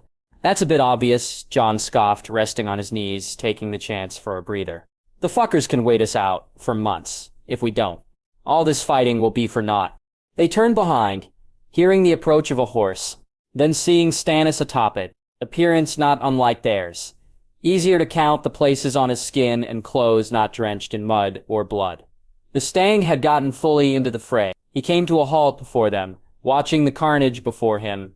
"We can't stop now. I'll call for the battering ram." "No," Jon shook his head. "We need to get in now. They can't be allowed to regroup." "Then how in fuck's name will we do that, Stark?" Stannis gritted his teeth. "We can try another gate," Jon sighed. "There are others." The argument would have continued if it weren't for one bellowing in the air, trying to call attention to himself, all eyes shooting in his direction. The gate swung open, allowing the entry of Baratheons, almost as if it had been opened for them, compounded by the fact of seeing a man on the walls waving to them, beckoning them to come forth. "What in seven hells?" Stannis frowned. "Guess we're in luck, your grace," Jon half laughed, dumbfounded at the sight. Stannis grumbled, "Best not second-guess it." Raising his sword, he motioned for the line of Northmen, wildlings, and his own bannermen behind him. "Take the castle." A chorus of battle cries rang out as the men surged forward, ready to face whatever trap or trick waited within the walls of Winterfell. Jon and the mounted king at the van. They covered the muddy ground rather quickly, only to be greeted by a rather unexpected sight. The Bolton bannermen within had been subdued, crossbows and swords turned against them as the various small folk watched intently. One young girl, recognizing Jon underneath the blood and grime, pointed. "It's him! The Lord of Winterfell!" The small folk cheered their new lord, House Stark, returned for the first time since the Greyjoys captured the great castle. Walking from the group was a blonde woman, clad in plate armor and nursing a wound to her shoulder. "My lord," she bowed slightly, though the respect soon grew guarded. "Your grace," the woman said, almost reluctantly. "I am Brienne of Tarth," Stannis stated flatly, intrigued as to why she was here. "I know your father, Lord Selwyn. You were in my brother's Kingsguard. They said you killed him." Brienne narrowed her eyes. Both she and Stannis knew the truth, and the look in his eyes told her that he knew that she knew exactly who did, but she wouldn't act on it. "For now, Lady Stark knew I didn't, which is why I swore myself to her service. She entrusted me with protecting her daughter Sansa, and thus I am here." She turned to Jon. "Lord Stark, Winterfell is yours." Jon nodded. "Thank you, Lady Brienne." His gaze hardened. "Where is Rose Bolton?" Everyone stood on, a crowd gathering in the courtyard, watching as the new Lord of Winterfell approached, face covered in mud and blood, along with the rest of his body, expression solemn even though the battle was won. Limping a bit after taking the arrow to his thigh, he wasn't looking forward to the maester pulling the pointy end out of his flesh. Longclaw gripped tightly in his right, the blade caked in the blood of any Bolton, Karstark, or anyone that stood in his way. Now Rose Bolton stood before him, one of the men responsible for the descent of his family, the man that stabbed his beloved brother in the heart. Thinking of it only made Jon angrier, wishing he had been there that day, but also knowing if he had, he likely wouldn't be standing where he is, about to take vengeance. He stopped before Rosier, who was restrained by a pair of Baratheon bannermen. Another came from the left, toting a wooden block, setting it before the Bolton. Rose looked around at all the people surrounding, then up to the sky. He exhaled, with a smirk. It's time then." Jon nodded. "It is. You earned it at least," Rosier. "I imagine that was your plan. Drawing us out into the open, smart. Doesn't really matter whose plan it was. It did work, though, didn't it?" Jon cocked his head to the side. "I did all I did for my house," Rosier. Looking to the sky again, "If I had to do over again, knowing this is where I end up," he regarded Jon. I'd still do it the same. I'm sure you would, Jon scowled, then spat on the ground. Kingslayer, I'd do it again. Kill your brother. Rose inclined his chin. Nothing brought me greater joy. All I regret was not having you killed at the same moment. Flaring his nostrils, Jon dug Longclaw into the dirt, putting both hands on it. He asked Rosie, do you have any last words? Well, let's see. Rosierge cleared his throat. I fought, I lost. Now it's time for me to rest. But you'll keep fighting these battles for a long time, Jon Snow. Our blades are sharp. A naked man holds few secrets, but a flayed man holds none. Jon could only think of his father as Rosio was lowered to his knees, head forced to the stump. Ned Stark, the most honorable man he'd ever met. What would he say if he lived to this day? Would he be proud? Jon wasn't sure. All he wanted was to be half the man his father was, live half the life he lived. Now, moments before taking the life of a man who deeply wronged his family, Jon thought he'd feel elated, or at the very least, satisfied. He felt neither of those things, just empty. Just another man he has to kill, all the men he had ended. He'd never liked any of it, never liked killing, yet it was the only thing he's truly good at. A part of him was scared of that fact. He who passes the judgment must swing the sword. He remembered as he brought Longclaw up from the dirt, moving into position next to Rose. The man's eyes stayed locked on the mud just below his nose. Taking a deep breath, Jon brought Longclaw above his head, and in a quick motion, the blade severed Rose's head from his shoulders. The Valyrian steel slashed through the flesh like a hot knife to butter. The skull bounced off the ground, then came to rest, blood spewing like a fountain. The latest drops of blood to grace the bastard sword on that day. Half expecting the crowd to break out in a cheer, Jon placed the Longclaw back in its sheath. His eyes lingered on Rosie's corpse for a few more moments before he disappeared into the crowd behind him. He shoved through the crowd, not regarding anyone heading directly to the Godswood, instinct propelling him for no particular reason. When he made it through the people, something caught his eye on the ramparts above him. Red hair. He gasped, nearly collapsing. His sister Sansa stood above him, her eyes locked with his. Seconds later, she took off in a brisk walk towards the downward stairs nearest her. Jon watched as she stepped onto the courtyard, not bothering wading through the thick mud. She had what looked like a bedsheet wrapped around her shoulders, for reasons unknown to Jon. Clearly the clothes under aren't modest. Words failed Jon as she approached him. She looked worse for wear, her hair tangled and unkempt. He had heard she was here, but didn't know for sure. All the rumors of what was happening to her made him wish she wasn't. Though seeing her now, a bright grin came upon his face. His first glimpse of his long-lost family since leaving Winterfell that bright summer's day long ago. They closed the distance between them, arms thrown around each other in a tight embrace. Sansa started to weep onto his shoulder, reunited with the semblance of safety she's been long looking for. Her hands clenched against Jon's leathers, unable to contain her emotions. Jon lifted her up, closing his eyes, finally feeling he'd accomplished something worthwhile. Saving his sister, to King Stannis, to Lord Stark, to victory. A loud chorus of cheers boomed from the courtyard of Winterfell Castle, the sounds of joy and merriment returning for the first time since heralding King Robert's visit so many years before. And now, with summer giving way to the snows of late autumn, with peace having morphed into war, the conquering heroes and their civilian admirers exulted in the arrival of the old king's younger brother, and the son of their beloved Ned Stark, along with him. All was right in the world once more. The feast was strung out far from the great hall, through the grounds of the castle, and even to Wintertown, stores opened and meat and bread loaded onto tables for the Baratheon liberators. Stormlanders, Northerners, and Wildings alike raised mugs of ale high as the Stark direwolf banners returned to the places of honor on the castle battlements. Bolton banners tossed into the bonfire to resounding hollers of approval. Grateful maidens showed their appreciation for the victorious bannermen, many a whore plying their trades to men that hadn't seen a willing woman since Braavos, the apothecaries preparing vats of moon tea for the morn. A few lucky souls tried for wilding women, while far fewer left them with a smile rather than a black eye. Cheers rang out when Carsey, rather drunk on the remaining wildling ale left from Hardhome, dragged a quiet Podrick Payne into a storeroom for rather obvious activities. Quiet, but not complaining. Even King Stannis joined in the festivities, the queen Cythles by his side, while his Lord Hamd Davos kept a close eye on the Princess Shireen, the young girl having a blast interacting with such interesting characters as the Lady Lyanna Mormont and Tormund Giantsbane. However, one person was absent, the Lord of Winterfell and guest of honor himself, Jon Stark.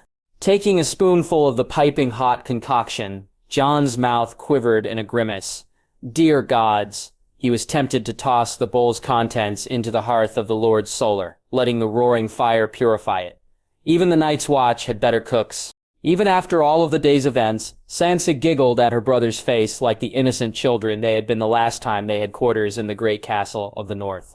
Ruzio Ramsay had more important things to worry about than the cooks. Watching him down another bite, the grimace didn't disappear. Oh, Jon, you probably had your share of rancid meals at Castle Black. Perhaps seal blubber north of the wall was pretty bad. They shared a chuckle, at that moment just two siblings enjoying being together after a long absence. But Winterfell for me always involved the best of food. He smiled at the memories. Remember those kidney pies old Nan used to make? With the peas and the onions. Gods, those were delicious. Just the thought brought joy back to Sansa, the joy of a life long gone. Joy soon turned to sadness. We never should have left Winterfell. Don't you wish we could go back to the day we left? I want to scream at myself. Don't go, you idiot. How could we know? The threats? The evil that would be unleashed? Jon hung his head. Well, at least you would have stayed here had you known. Sansa furrowed her brows. What do you mean? You had a place here. A family that loved you. A bright future as the cherished bride to some dashing northern lord. Aye, his name may have changed. Elevated from the muck into the pantheon, greatness by the mere decree of King Stannis. But Jon never forgot his true origins, the true source of his life upon this earth. The bastard son of Eddard Stark, a stain upon the great man's boundless honor. He wore it like armor, but at times the armor felt more like an Iron Maiden. I was just the bastard of Winterfell, hated by all, considered the disgrace of the family by Lady Stark. He was cut off by a hand resting on his... Please, Jon, stop. Sansa watched him with unshed tears in her eyes. Over the years, Sansa Stark learned never to cry or to show emotion, but finally reunited with her family, she could finally let spill everything she had held in for so long. You are my brother, and nothing can change that. There was a silence, the two eating their, albeit unappetizing meals and drinking their warm ale by the fire. I spent a lot of time thinking about what an ass I was to you. I wish I could change everything. I don't blame you, Sansa. We were children. She gave him a sidelong look. I was awful. Just admit it. Jon chuckled. You were occasionally awful, he shrugged, looking away at the fire. I'm sure I couldn't have been great fun. The quiet brother always sulking in the corner while the rest of you played. Can you forgive me, Jon Stark? It was the first time she allowed herself to say his new name, and frankly, to her, Sansa felt it sounded rather perfect on the tongue. House Stark Reborn. There's nothing to forgive. Forgive me, insisting upon it. All right, I forgive you, he grinned at her. You've changed too, like your mother, strong and decisive. So, have you? Jon tried to deflect it, but Sansa insisted. No, Jon, you are a natural leader. Seized the opportunity King Stannis gave you. Brought the wildings south of the wall. Gods, that will get you in the history books, in and of itself. And taking Winterfell back from the damn Boltons. Hearing her anger starting to get the better of her, Sansa took a sip of the warm ale, allowing the heat down her throat to calm her. Father would be proud of you. So proud of his true-born son. Hearing it from his family, from the sister he had loved, but that had always been so cold to him. Jon felt the happiness, at least some of it, that he had always thought would come from being able to call himself Jon Stark, the son of Eddard Stark. He could feel tears of joy prickling his lids. I do miss him. A thought came to mind, one that would likely cause his sister pain, but it had to be done. If I don't watch over you, Father's ghost will come back and murder me. But Saints' brows furrowed. What do you mean? Stannis won't be content with just the North. He wants the Iron Throne. For what he has done for us, I will gladly support his claim. Her conviction was of sharp steel. No longer a frightened girl, but a strong, determined lady of the North. As will the northern houses. I'm going with him. A sudden tension descended over the Solar. Sansa felt her blood turn cold. A sudden fear creeping back to her. You can't. Grim determination formed on Jon's face. I must. I swore it to his grace that I would fight for him. Such was the price for avenging father and Robb. Sansa stood, defiant. Winterfell is our home. It's ours in area as Brands and Rickons. Wherever they are, it belongs to our family. We have to fight for it, not have its lord ride south only to die as Robb did.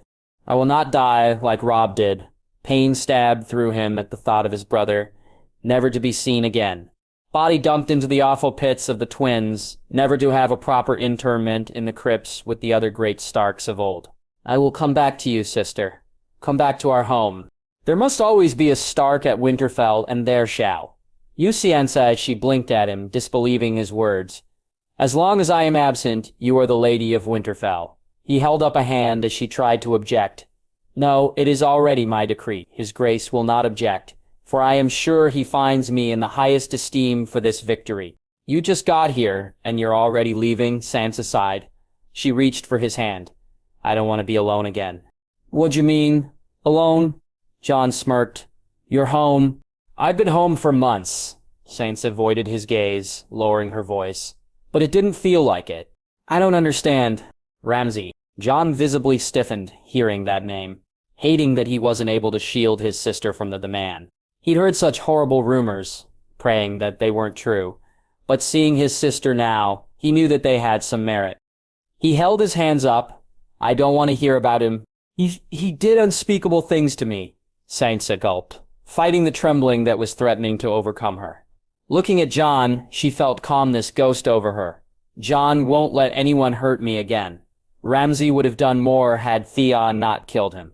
A mix of emotions crossed Jon's face at the memory of Theon Greyjoy, or whatever the beaten wraith called himself these days.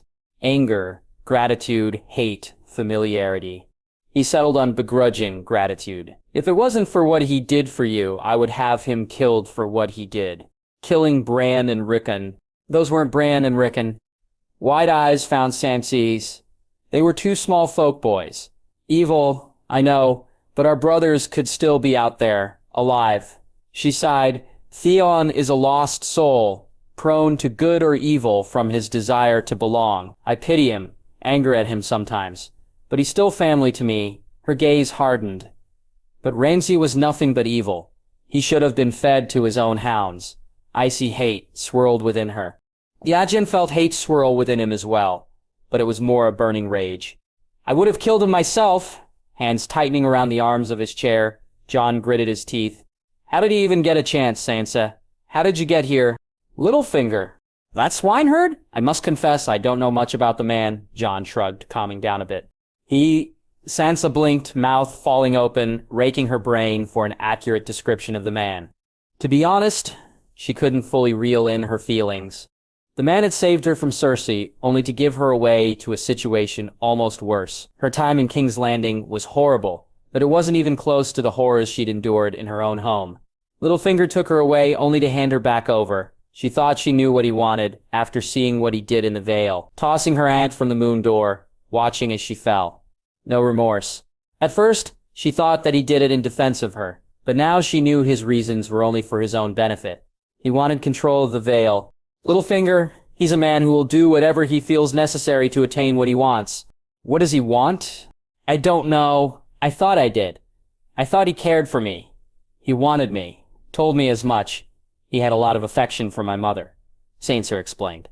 But if that's true, I don't know why he'd give me to the Boltons. Jon sat back up, jaw tightening. What do you mean? Gave you? After I escaped King's Landing, we went to the Vale, where he married Aunt Lysa. I thought he loved her, but really he only did it so he could gain control of the Vale itself. He pushed her through the moon door, then played it off like it was suicide. Sansa grimaced, staring into the fire. And it worked because I helped him. You helped him? I had to. If I hadn't, I don't know what would have happened to me. It's unfortunate that it was for his benefit. I only took his side. That was enough to convince the lords of the Vale. The Vale, Jon nodded slowly. He had a duty to Stannis, but also was determined to see his family survive after being so close to extinction. Sansa, I need you to tell me everything you know about this man. We should get moving as quickly as possible, Stannis said, crossing his arms. Your Grace, if I may, the Lord of Winterfell tried. Our forces won handily, but that didn't mean we didn't have losses. Wouldn't be more prudent to take a few days to rest our men. The Lannisters won't be expecting me. With Tywin dead in a puddle of his own shit, they don't have anyone worth a damn advising them. And my bastard nephew is a weak little nobody. Marching now will catch them off guard. Quiet during the entire meeting, Sansa took a chance and spoke up. Stannis wasn't Rose Eves, and she had Jon beside her. Pardon, Your Grace, but would you rather have reinforcements? No response followed, but Stannis nodded. Good advice was good advice, even coming from a young girl. The northern houses are coming to pledge before Jon as their liege lord. We've already received a raven from Deepwood Motte, and I have it on good authority that the Manderleys are to arrive shortly. This is a mistake, Your Grace. The Lady Searleys was more of a recluse for most of the time since Stannis had arrived at Castle Black, but with the capture of Winterfell she was beginning to make her presence known, and it was not to Jon's favor that she did so.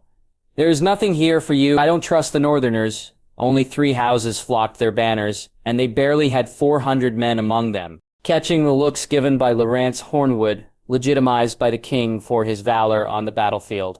And Lyanna Mormont, Davos jumped in. For that we can chalk it up to being a southern foe with a wilding host, neither of which the Northerners will like. Houses Mazin, Hornwood, and Mormont fought valiantly for us despite that. The Lord Hand is right, Sansa insisted. In victory, you didn't seek to conquer the North, but instead reinstalled House Stark. That will go a long way towards pacifying the remaining lords. Pondering matters, Caxley frowned, as Stannis nodded towards the 2 Starks. So, what is the advantage for me to wait? Politics, not his strong suit, Jon had nevertheless learned at his king's side. He, Davos, and Sansa discussing strategies long before this meeting. I'll be damned. I am forming factions now. He cleared his throat.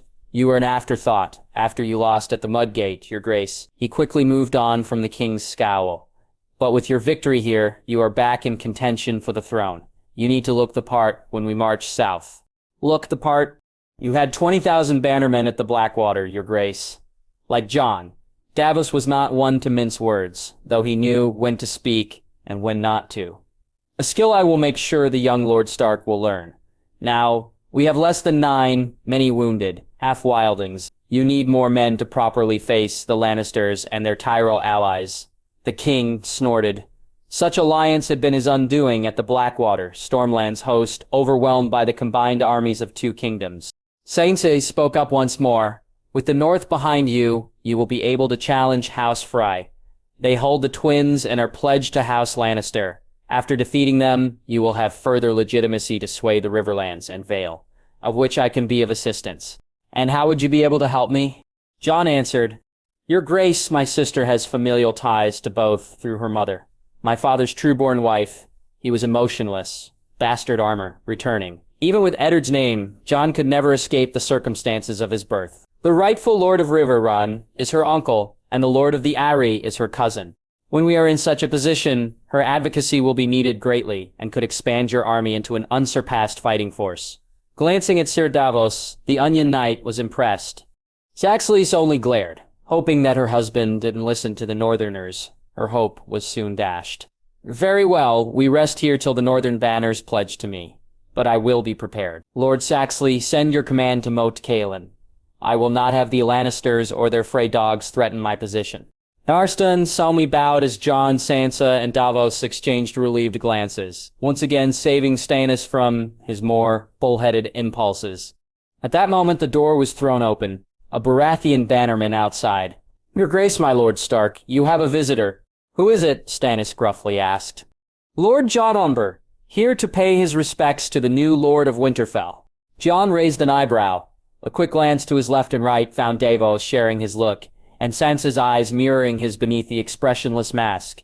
If Lord Umber had arrived quickly, then that meant he was most likely waiting close by the battle to see who would be victorious. One whose loyalty was for sale did not make Jon feel easy. But it wasn't as if he had a choice with forming an army. I think we should see him now. Your Grace. Not bothering to answer, Stannis just nodded and gestured for his men to bring the man in. A large bear of a man. Small John Umber looked to be in his early 30s. Beard long and scraggly, he met the picture of a gregarious, tough cunt that John remembered his father to be.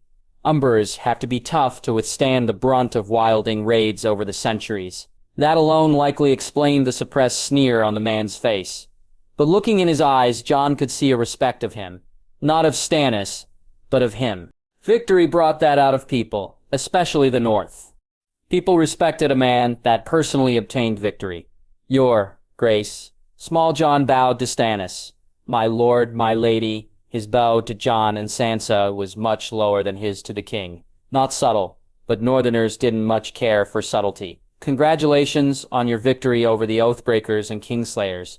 My father died at the Red Wedding, so all of House Umber is grateful for the justice you gave Lord Bolton. Jon gave a tight smile, one he saw Sansa shared as well. Oddly eloquent, though mostly bullshit. He had spent enough time among Azir Thorne and his dealings with Lord Commander Mormont, and among Stannis and his various lords and commanders to smell out insincerity. The only sincere part of Small John's greeting was the anger at the Red Wedding.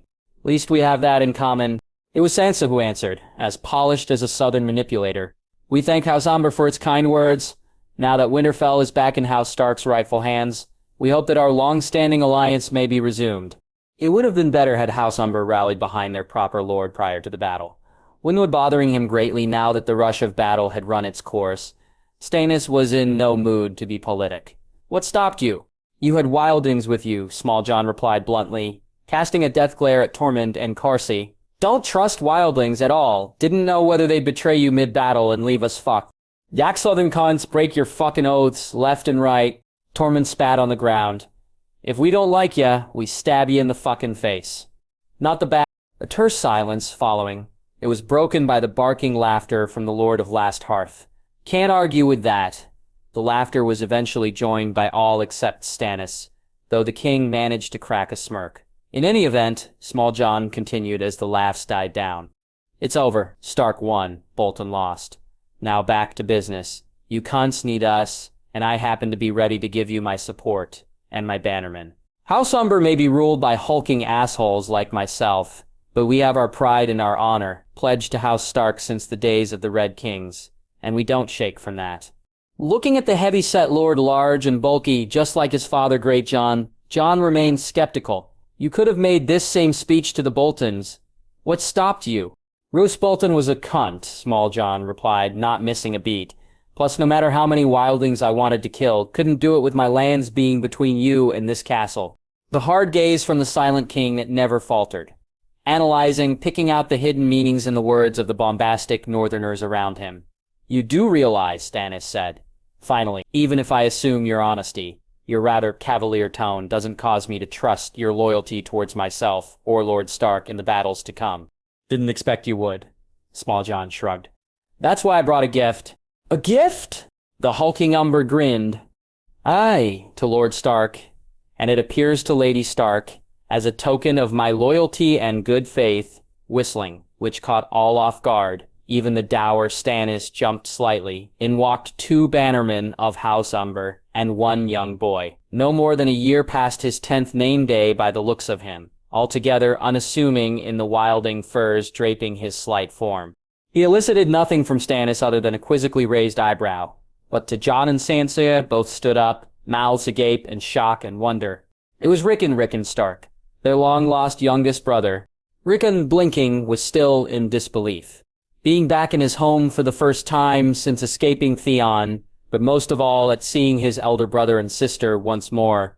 His memories of them had faded after such a long absence, but they returned in their full vivid glory at that moment. Having it been so long, he thought he might have not recognized them. Sensei, Jon, he couldn't believe it. This was a dream. It had to be a dream. But it wasn't. Rickon, Jon half laughed out of pure joy and utter disbelief. He took a step closer. Such was all that was needed for the young boy to run into the arms of his family. The dark streets of Braavos never stopped bursting with activity, even well into the night. Several passers-by, doing sorts of things, fucking, drinking, sights unseen where she's from. The way the usse speak is even a far cry from the utterance of her people. She darted between the droves going the opposite direction. A destination in mind, a place she visited just days ago. Scouted it all out, knowing the ins and outs, who came and went. Imagine her surprise when she saw him that fateful day, that vile man. 'Twas honestly a sigh of relief at the appearance of him, knowing immediately what she must do. She followed him that day, waiting for an opportunity, a window, any possibility for her to strike, feeling like the wolf she is, stalking her prey. In the end, she tracked him to a brothel. Not that she's been in many of these places, but this particular seemed off. Her thoughts became a reality when she saw what exactly he was doing there. That only spurred her further forward to action, burned the already boiling blood in her. Any notion of turning back tossed away. She stomped forward, no one batted an eye, not even when she entered the whorehouse, assuming the reason being she had changed her attire to something more dirty. Concealing a small shiv in her sleeve as bad as she wanted to use her blade, carrying it would give her unwanted attention. She waded through the throngs of people, the courtesans laid on men's laps, whispering. It's a dark room, mostly quiet. Eyeing a door near the back of the room, she pressed on. Knowing he was here and exactly where he was, only for an arm to reach out and stop her dead in her tracks. Before she knew it, she was moved to stand before a man. An ugly man, the smell of alcohol lingering on his breath, head shorn of hair, and thick beard, definitely from Bravos. "Where are you going, little lady?" he said to her, holding onto her arms, tight. "Release me," she growled, gritting her teeth. "Now, what if I don't wanna? What are you gonna do? Bite me?" In response, she stomped her boot on his foot, as hard she could. When that forced the man to let go, she immediately ducked out of sight, all but sprinting to the door need to pass through. Thankfully, it opened when she pulled on the latch. Moving through, she heard voices. His voice for one, not her. Creeping down the wall, she peered into the room before her. She saw him, Sir Meryn Trant, standing in front of 3 small girls, a leather whip in his grasp. One of the girls was taken away by a man, leaving the other 2. He stalked them, examining his prey. A few seconds later, the whip flashed across one of the little girl's back.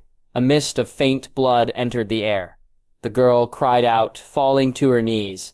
Then Trant hit the other girl, causing a similar reaction as the first child. Trant's bare foot hit the floor with some force. He grumbled, "What the fuck is this? These weaklings." A strange woman came over, muttering apologizes to him, while another came and collected the girls, pulling them aside. After another few moments, all were gone, but Trant.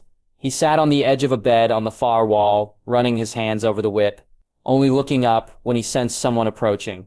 He looked up to see a girl about the same age as the others, maybe a bit older, except this one didn't look scared. This one's face had resolve and oddly familiar. "That was quick," Meryn hummed. Then he rose, striding over, letting the whip fall loose, dragging across the floor. Her eyes followed him as he walked around her.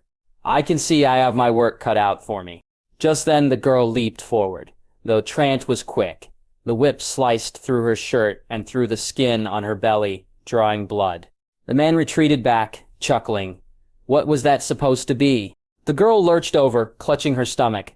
The wound was shallow, but still hurt plenty. Falling to her knees, her head hung low. Trant laughed. "That's what you get." He waltzed over closer, when he neared dropping to a knee as well.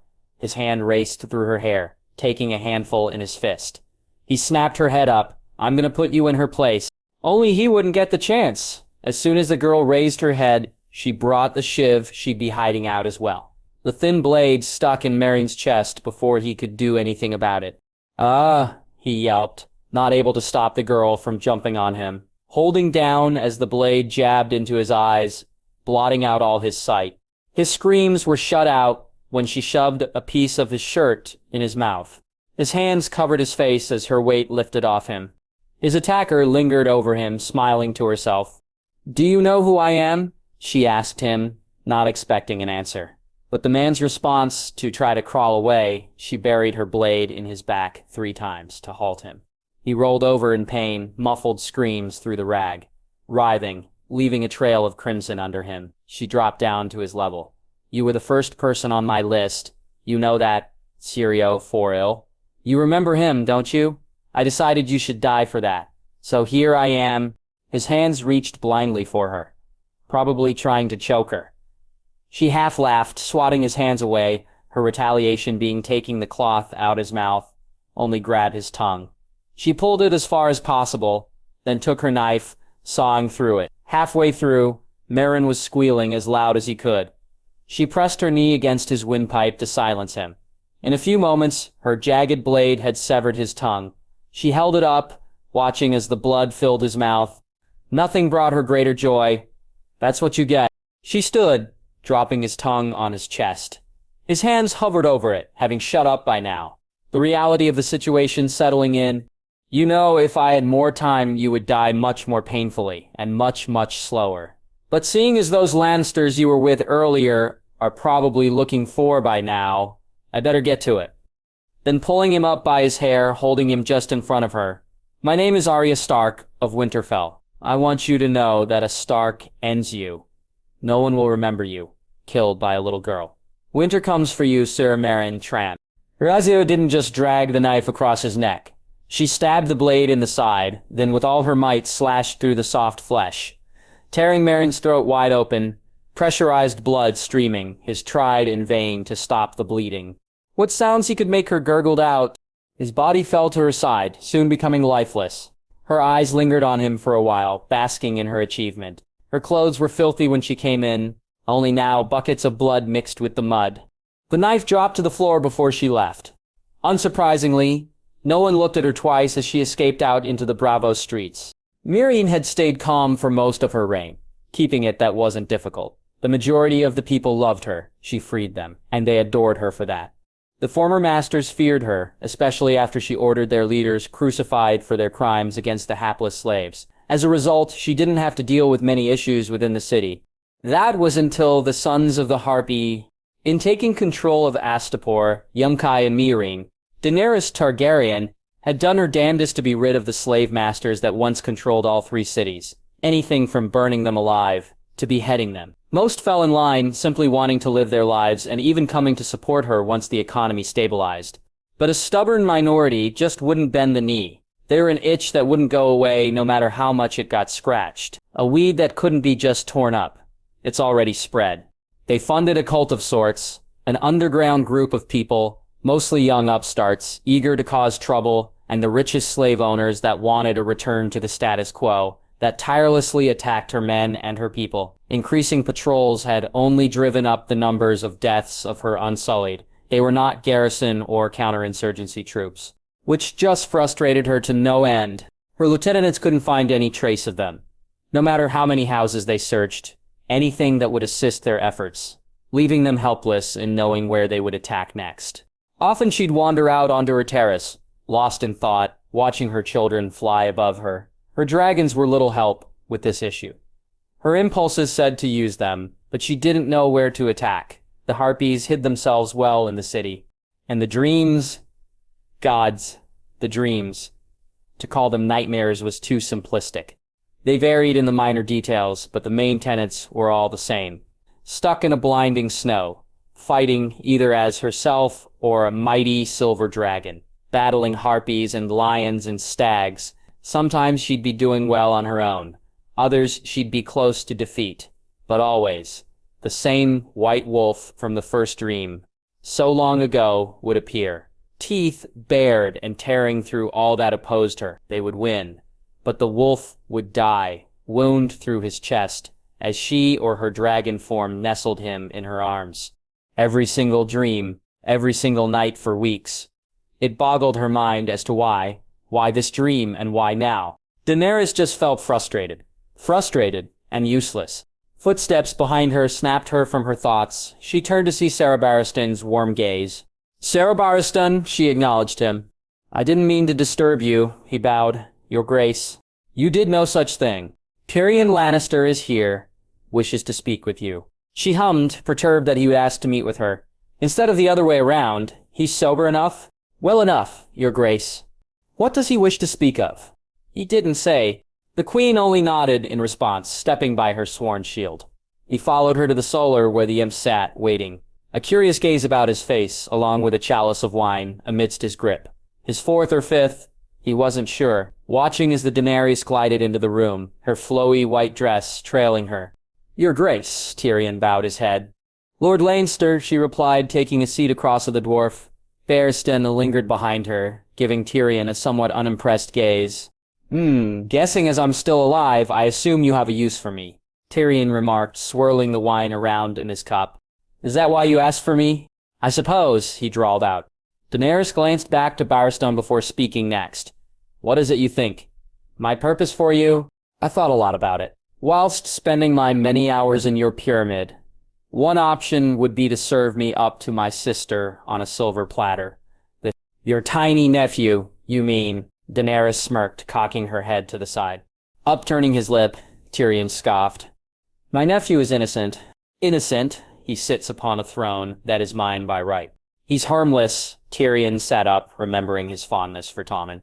"Then perhaps taking the throne will be easier than I thought." Tyrion glared at her, downing the rest of the wine. When he reached for the flagon on the table, Barristan stepped forward and grabbed it, stopping him, saying, "You've had enough." The Lannister made to retort, but thought better of it. "You said something earlier," Donnie started. "Whether or not I'm worthy of your service, have you decided?" "Yes. Well, Lord Varys brought me here, or wanted to. Your dear friend Jorah expedited the process," Tyrion said, grumbling. "I'd given up on life, but he told me that you were worth it, that you," he raised his finger, "are what Westeros needs." "Am I?" He thought so. "What do you think?" Tyrion cleared his throat, eyes shooting between the Queen and the ever-vigilant Sir Barristan the Bold. Noticing he should choose his words carefully, but also he felt he should be honest. "I have heard rumors, all sorts of things. Some say you are a savior, a messiah from the god of the Red Priests. Others aren't so kind, calling you some kind of demon, or an actual physical dragon. I heard someone say that you can transform Nevermind. Some say you are terrible. You traveled across the world to meet someone terrible. I wondered if you're the right kind of terrible," Tyrion replied. "What sort is that?" "The kind that ensures that those who follow you aren't..." Daenerys reached for her own cup and poured herself some wine. Tyrion raised his eyebrows, surprised. As she lifted it to her lips, she said, "A queen isn't allowed to taste the delights." "I didn't say that." She took a sip. "I reopened the fighting pits. Much to my own chagrin, murder is entertainment," once again, sighing, setting the cup aside. "I believe that was wise," Tyrion nodded in reassurance. "I was also impressed to hear you agreed to marry someone you despise for the overall greater good of your people. Reminds me of my sister, marrying someone she loathed, but with complete opposite intentions. Eventually, she had him murdered. I don't foresee that happening." Tyrion smirked. "Then maybe it's not entirely outrageous that Varys was right about you after all." "Ah, Varys, the usurper's spymaster. The man oversaw the plot to murder me. He did many things that he had to do to survive, other things he didn't have to do as well," Tyrion explained, biting his lip. "I'd wager to guess that the spider was the sole reason you weren't smothered in your crib." Daenerys stiffened, leaning forward. "Where do his loyalties lie?" "You trust a man like that. Varys is loyal to the people, the common folk, the sort of people whose hearts you aim to win. And yes, I do trust him. Maybe the only person I do, well, aside from my brother. The man who betrayed and murdered my father, the very same. I know who my father was, what he did, he earned his name. But perhaps I will have you killed after all," she said, unmoved as Sir Barristan stepped forward, hand on his sword. To his credit, Tyrion only shrugged. "Couldn't stop you even if I wanted to. Kill me if you so wish, then my last few days will have been exciting. Seeing dragons, that only made it worth the trip." Daenerys narrowed her gaze, examining the smaller man before her. Thoughts swirling through her head, this type of decision would normally merit discussion and further mediation. But somehow her conclusion came swift, and the choice even quicker. This Lannister may be useful yet, and if not, she can think of one particular solution to his potential insolence. Clearly, he has knowledge of the land she aims to claim. Westeros, a place she's never even set foot on. Honestly, she wouldn't know the first thing on how to take the throne. At least without using dragon fire. That's her immediate impulse, of course. Yet, something tells her that wouldn't be conducive to a long-standing reign. "I'm not going to kill you." Barristan backs up at the words, but still keeping his eyes on Tyrion. The dwarf swallowed hard. No, send me away. No, you're going to advise me. They had heard that the fighting in the north would begin soon, but they didn't know when or how long it would be before they received word. Well, a raven arrived. Cersei was not happy. Those dull northerners couldn't stop him, she raged. Father paid fucking Rose Bolton plenty to deal with Robb Stark and hold the north for us, and he can't even fucking do that. All highborn grace and manners were lost on Cersei as her fury roared through the small council chamber. We were told the appearance of Jon Stark and his wildlings were the deciding factors, Qyburn announced. One man and a pack of rapists and raiders? A man who lived in the north his whole life, Jaime added. I'd be willing to bet his knowledge of the land was paramount. Where's the king? He should be here, Kevin said, shaking his head. As if on cue, King Tommen strutted through the double doors, entourage in tow, looking elegant despite his somewhat cowardly countenance. Though still a force to be reckoned with, those seasoned knights trailing, everyone rose at the sight of him, slowly bowing. He came to rest before the long table. Your Grace, they all said. The king nodded. Where are we on my uncle? In the dark as to what the results of the battle were.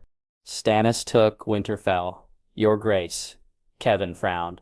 Oh, well, Tommen sighed. What does that mean for us? It is likely that Stannis will move south. He exited, then bowed his head. Your Grace. Tommen hung his head, taking a seat at the opposite end of the table, laying his palms on the table, feeling extremely unsettled at the news, him himself being just a child when Stannis attacked King's Landing. He didn't know what to think then. Nothing's changed now. All eyes on him. He's supposed to be leader, the king. He hasn't done much of anything since his reign began. His boyish tendencies bubbled up, wanting to run away a cower like the child he is. Kevin cleared his throat, sitting forward. I think we need to call our banners, get all our forces together, then move out to meet him. We don't want a battle outside our gates. How many men do we have? Jaime asked the room. Around 15,000 among the Lannister forces, Kevin replied. Any more and we risk leaving the Westerlands and the capital unprotected. I can muster an additional 10,000, Mace Tyrell added. With everyone here, I'd venture to guess that we'd have a force of 25 or so thousand for offensive operations. Sizable? Jaime nodded, clenching his one fist. We may stand a chance yet. How many will Stannis have? Cersei wanted to know.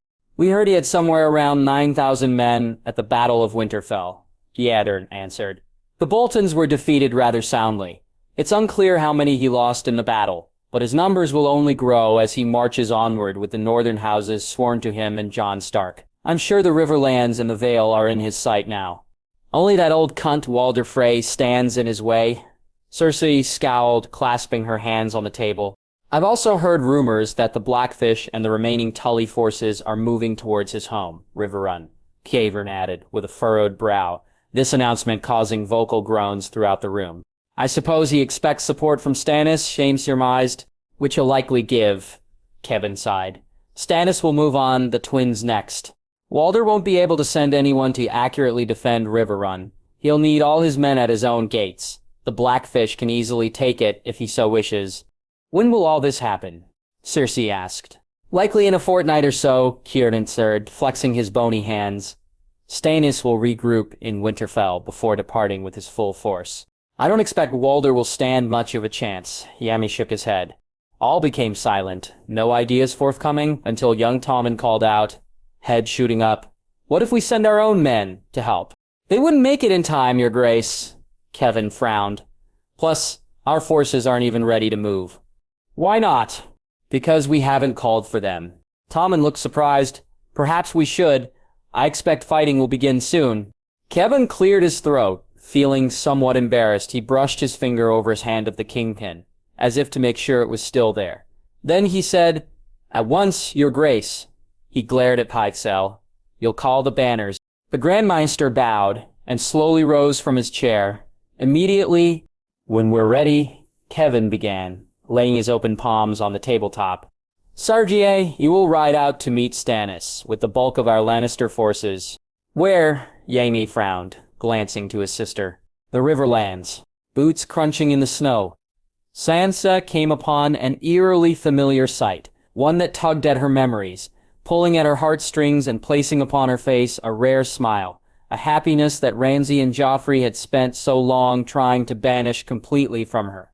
During her childhood, whenever the Lord Eddard had been missing from the castle, one could find him in the Godswood, beneath the great weirwood tree, polishing his Valyrian steel greatsword Ice. Even as it shined with the brilliance of the finest golden jewelry, the rags slid down the length of the blade, inch by deadly inch. The Lord of Winterfell, never at more peace than when he was there. And now Sansa found her bastard brother, bastard no longer, in the same place at the base of the weirwood tree, gently polishing the shorter blade of his Valyrian steel bastard sword, Longclaw. Approaching, crossing her arms with a small smile upon her face, Sansa bit her lip to keep from laughing at the scene. If you're trying to pose for Father's statue in the crypts, you're too late. As if only realizing she was there at that moment, Jon's head jerked up, registering what she said and the smile on her face. He returned the smile. I don't mimic Father. I once heard Mother tell me that if Father brooded any harder than he did, his jaw would break. No, scratch that. You're worse than Father. The two of them stared at each other for a straight face, for mere seconds before succumbing to temptation, bursting out in merry laughter. Laughter came sparingly for Jon, but with the hell Saintship had been to, the unfamiliar smile was inevitable. It was wonderful to see her be happy, to have the brother-sister moments he had never had in their childhood. The sound of snow kicking up every which way as a figure ran through them only widened his smile.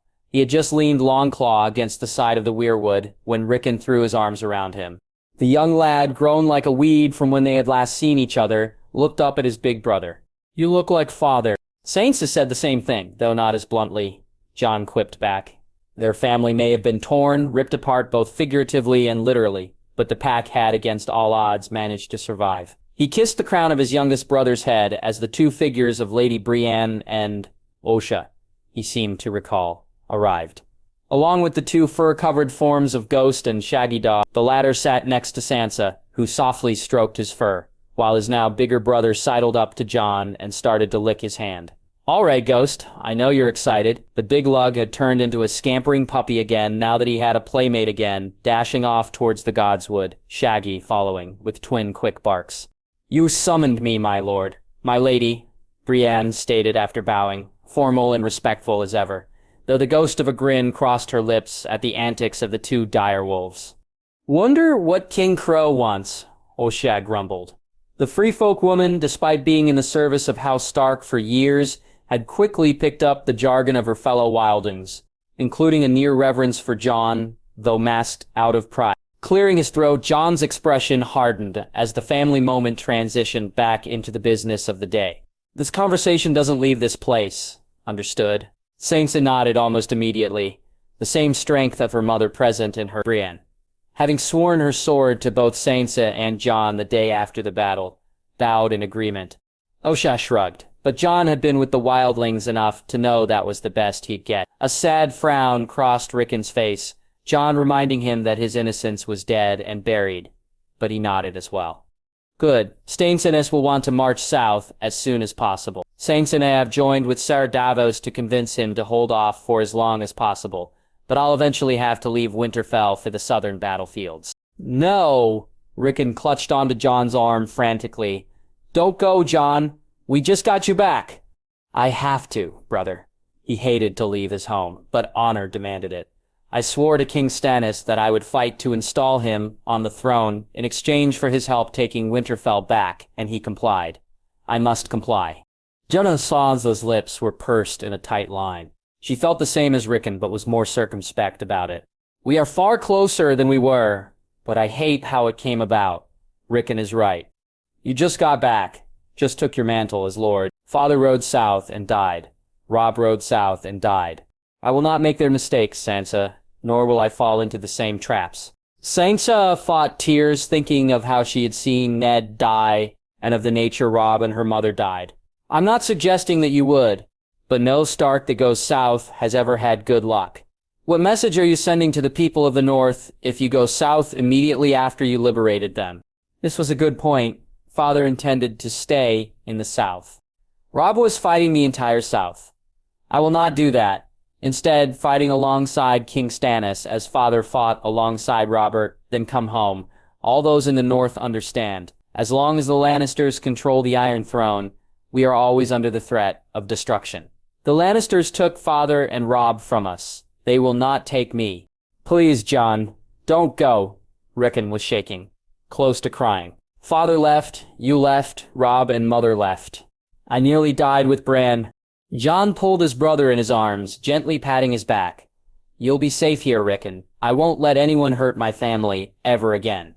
You'll have the free folk spearwives protecting you, and they are as loyal to me as they were to Mance. He hoped that the further south they went, the less Stannis would be inclined to care. You also have the Lady Brienne. Catching Brienne's glance, Sansa waited until Rickon quieted down. Jon, I want Brienne to ride with you. He sent her a questioning look. I'm sure your wildling spearwives are enough to protect me, while you need someone I trust to watch your back from the Lannisters. Sighing, Jon nodded. Lady Brienne, I would be honored to serve by your side if you so wish it. Of course, my lord. I could think of nothing more honorable than fighting beside the great Ned Stark's son. Ruffling Rickon's hair, Jon turned to the wildling woman. Osha, you protected and looked after both my brothers. I have a task for you. Ask away, King Crow. The Boltons are dead, but there may still be threats. Bran was nearly killed by a Lannister assassin, after all, so I need you to keep your eyes and ears open. Head off all potential threats to my family that could transpire within Winterfell. Don't worry, King Crow. I'll keep the little lad and his sister alive. While I'm gone, Sansa, you are the Lady of Winterfell. Rickon, you are my designated heir should anything happen to me. Not that it will. The lone wolf dies, but the pack survives. Our pack will survive. For the first time since the meeting began, all present smiled. Racing through the keep, Jon made for the Great Hall. Stannis was expecting him, but the meeting in the Godwood ran long.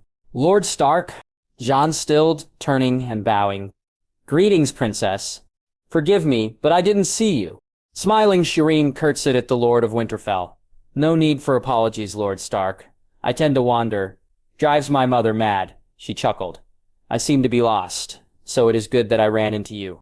Fortune smiles on House Baratheon, Jon said, unable to not be happy around the young princess. No wonder Davos thought of her as close to a daughter to him. May I be of service? I was wondering where the castle library is.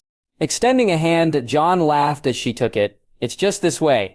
Thank you, Lord Stark. The two began to walk down the corridor. So is it true that Bran the Builder created this castle after creating the wall? A Baratheon bannerman opening the door to the Great Hall, a whispered, Mace, Lord, in near reverence. Jon wandered in to find the gathered lords and their entourages all seated on the tables.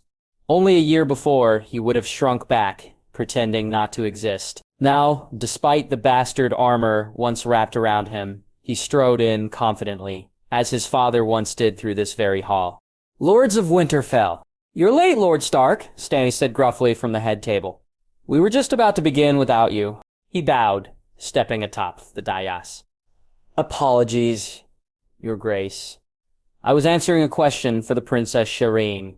Hearing the name of his daughter, Stannis' expression softened, as much as he could soften, that is. Must have taken more time than I thought. That sounds like the princess, Your Grace.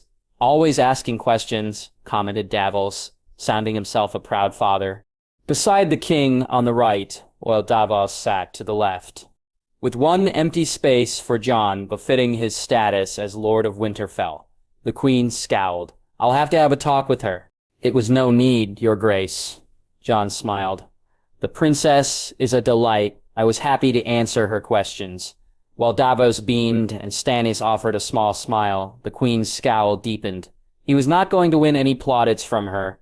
It's fine, my dear, the king told his wife. Stannis then motioned for Jon to take a seat. There were few things that Stannis had a soft spot for. Shireen was one of them. As such, Jon took his seat between his king and Davos, the Onion Knight giving him a warm smile. He had already liked Jon from the beginning, and being kind to the princess only further convinced him of the former bastard's worth. All right, Stannis stated. Let us begin. Davos stood, eyeing each lord in the room with a look of respect. Inside, such respect was largely inflated. He vastly considered those such as Lyanna Mormont or Larence Hornwood to be far more worthy as they had fought for Jon and Stannis rather than wait like cowards, seeing who would come on top. But he was wily enough to keep it to himself. My lords and ladies, welcome to this assemblage. It heartens me to find the great houses of the North once again united under... Famously blunt, the Northerners didn't waste time in beginning their bickering. For fuck's sake, why are we sharing bread and mead with wildlings? Proclaimed Lord Glover, old voice still rising to anger.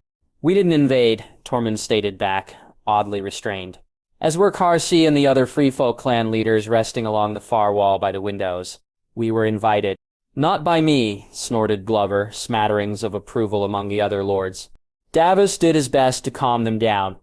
Please, my lords, bickering doesn't solve anything. Not with the threat of the Lannisters breathing down our necks. Lord Wyman Manderly laughed. I was pretty sure the Lannisters weren't bothering us before your southern king killed off Rose Bolton. No, I'm completely sure. Yeah, Fat Mermaid, the only cunt bothering you was Rose Bolton? While he still hated the wildlings, when Small John Umber pledged, he went all the way. Need I remind you what happened to the last Lord Saruman? Eyes drifted to Cleet Saruman, who held his head in his hands. When his father refused to pay taxes to Rose, the Lord Bolton had Ramsay flay him alive. It was quite sobering to know what the lords were saved from. Say what you want about Jon Stark, but he has his daddy's honor. Eyes quickly glancing at Stannis, Jon found the king trying to hide his glower. He was succeeding. Only someone who was around him for any long period of time could tell his true thoughts. But both he and Davos had advised the king to let them do the talking, given how distrustful the North had for southern kings. My lords, Jon stood, looking every inch Ned Stark's son. We know our true friends on the battlefield. The free folk, the men of the Stormlands, the Northerners. We all fought together and won together. He gestured to Stannis. His grace could have conquered us alone, but he didn't. He could have just allied with the Boltons, but he didn't, respecting the North, to bring the Stark direwolf back to Winterfell. And why should we trust you, Jon Snow? Robiet Glover's eyes narrowed, insult testing him. We trusted Ned Stark going south, and he lost his head and gave us a war. We trusted Robb Stark going south, and he lost his head and many of our sons at the Red Wedding. And I take it you would wish us to follow Stannis Baratheon south. What would you cause us to lose? Jon's hands tightened into fists, feeling the same surge of anger as before. Not for himself, cheap insults mattered not. But the wolf protects the pack, and Lord Glover brought the raised fist of his sigil on the memory of his father and brother. This Jon couldn't stand. But meeting eyes by chance with his sister and brother, the two having entered behind him and sitting with the Lady Brienne and Maester Wolkan, they calmed him, tempered the inner fire once roaring to spew forth. Lord Glover, Jon breathed, restraining his anger, I seek no throne. I seek no glory. What I seek only is that the North prosper and our honor restored. Roose Bolton cared not for this, as shown by his swearing to the Lannister bastard. He gestured to the king. Stannis Baratheon is an honorable man, as loyal to House Stark as was his older brother, King Robert. We fight for him, and he will reward the North. What does he offer us? Asked Wyman Manderly, less hostile than inquisitive. Progress. It was Davos that now spoke. Full autonomy, and your share of the spoils to rebuild your lands from what the Red Wedding wrought. Davos looked to his king, uneasy for some reason. Stannis nodded, causing the Onion Knight to sigh softly. Only Jon could hear. And he is willing to betroth his daughter, the Princess Shireen, to a northern boy to cement the alliance once she comes of age. This was news to Jon, as was the fact that the northern boy was likely to be him, if Stannis willed it, of course. Thoughts of such bothered him, supposedly of Ygritte. But when he thought about it further, Ygritte wasn't what put him off of the idea. It was all a jumble, but the shouts of the Lady Lyanna Mormont drew him out of it. Your son was butchered at the Red Wedding, Lord Manderly. You refused the call. And you were pledged to House Stark. Lord Glover, you refused the call. She shook her head, disgusted. House Baratheon was good to the North. They honored their friendship with Ned Stark, and our land had peace and plenty. The she-bear pointed to Jon. Stannis could have allied with the Boltons, but he didn't. He honored his friendship with Ned Stark, even though our lord is beyond the grave, and bled on the battlefield to restore our honor. House Mormont remembers. I don't care if he was born a bastard, Lyanna continued. Ned Stark's blood runs through his veins. He will avenge us and bring us glory, and if Jon Stark feels that Stannis Baratheon is the man to be our king, then I shall trust his judgment. A judgment proved right upon the field of battle. She drew her sword, nearly as big as she. I pledge myself to Stannis Baratheon, King of the Seven Kingdoms, and Jon Stark, Lord of Winterfell. And upon the floor she knelt. House Mormont was not the largest house in the north. Frankly, it was the weakest in terms of numbers and holdings, but its reputation was strong. Having never submitted to any by conquest, for the she-bear to bend the knee was telling in and of itself, and it proved the final push for the other lords to do what their advisors had suggested for weeks. House Manderly pledges to Stannis Baratheon and Jon Stark. Fat Waymon Manderly bent the knee. House Serwyn pledges to Stannis Baratheon and Jon Stark. Young Khaleesi Serwyn bent the knee. House Umber pledges to Stannis Baratheon and Jon Stark. Burly Small Jon Umber bent the knee. House Karstark pledges to Stannis Baratheon and Jon Stark. Demure Alice Karstark, young and grateful to be allowed to hold her title after her father's betrayal, bent the knee. House Reed pledges to Stannis Baratheon and Jon Stark. Weary Howland Reed, eyes sparkling as they gazed upon the now grown Jon, bent the knee. House Glover pledges to Stannis Baratheon and Jon Stark. Reluctant Robert Glover bent the knee. And so it continued, over and over again, until each man, woman, and child in the great hall was on their knees, pledging to their new king and new liege lord. A pleased smile passed over Stannis's lips, hauling himself to his feet. Not a flicker of a grimace graced his expression. The pain must have subsided that day. By the old gods and the new, none that follow me shall know dishonor nor defeat. I, Stannis of House Baratheon, rightful king of the Seven Kingdoms and protector of the realm, swear my protection and loyalty to the kingdom of the north. Jon clasped his fist over his chest, an offer of honor to the lords now sworn to him. I, Jon of House Stark, Lord of Winterfell, and Warden of the North, swear my loyalty and fealty to those that swear before me, to have bread and mead on my table, to fight as a son of the North, sworn sword of the one true king. Clasping the king's hand, he raised it in a show of unity and fealty. Long may King Stannis reign. Long may he reign. And soon it was over, the lords returning to a boisterous familiarity as the feast was served. Lord Stark, before he could dig into the meaty pie presented before him, Jon looked up to see the squat form of Howland Reed approaching him. The Lord of Greywater Watch had been silent through the meeting, allowing the others to speak and bicker.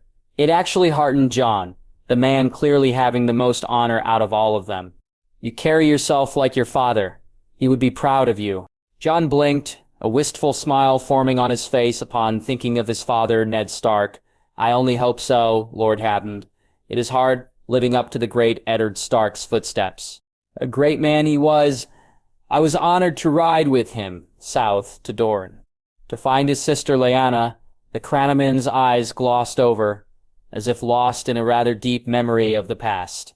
I hope it isn't too forward, my lord, but I would like to offer you my services. Not riding with your brother, the young wolf, filled me with shame. Allow me to ride alongside Ned Stark's eldest son, as I did with him, as we journey south into the jaws of death. While aged lines of gray marring the mousy brown hair of the Cranagmon lord, Jon could tell Reed had something to say, yet he stopped himself. Stannis spoke up before Jon could. How many men? Reed cleared his throat. 400, your grace. Not the best in a stand-up fight, but no better bushwhackers and raiders. Stannis rubbed his beard and thought, very good, I could use raiders, given how Ramsay Bolton nearly crippled my army. You shall ride with Lord Stark. Apparently Jon's mind had been made up for him, though he had been about to accept anyway. I shall be honored to ride with you, Lord Reed. The honor is mine, Lord Stark.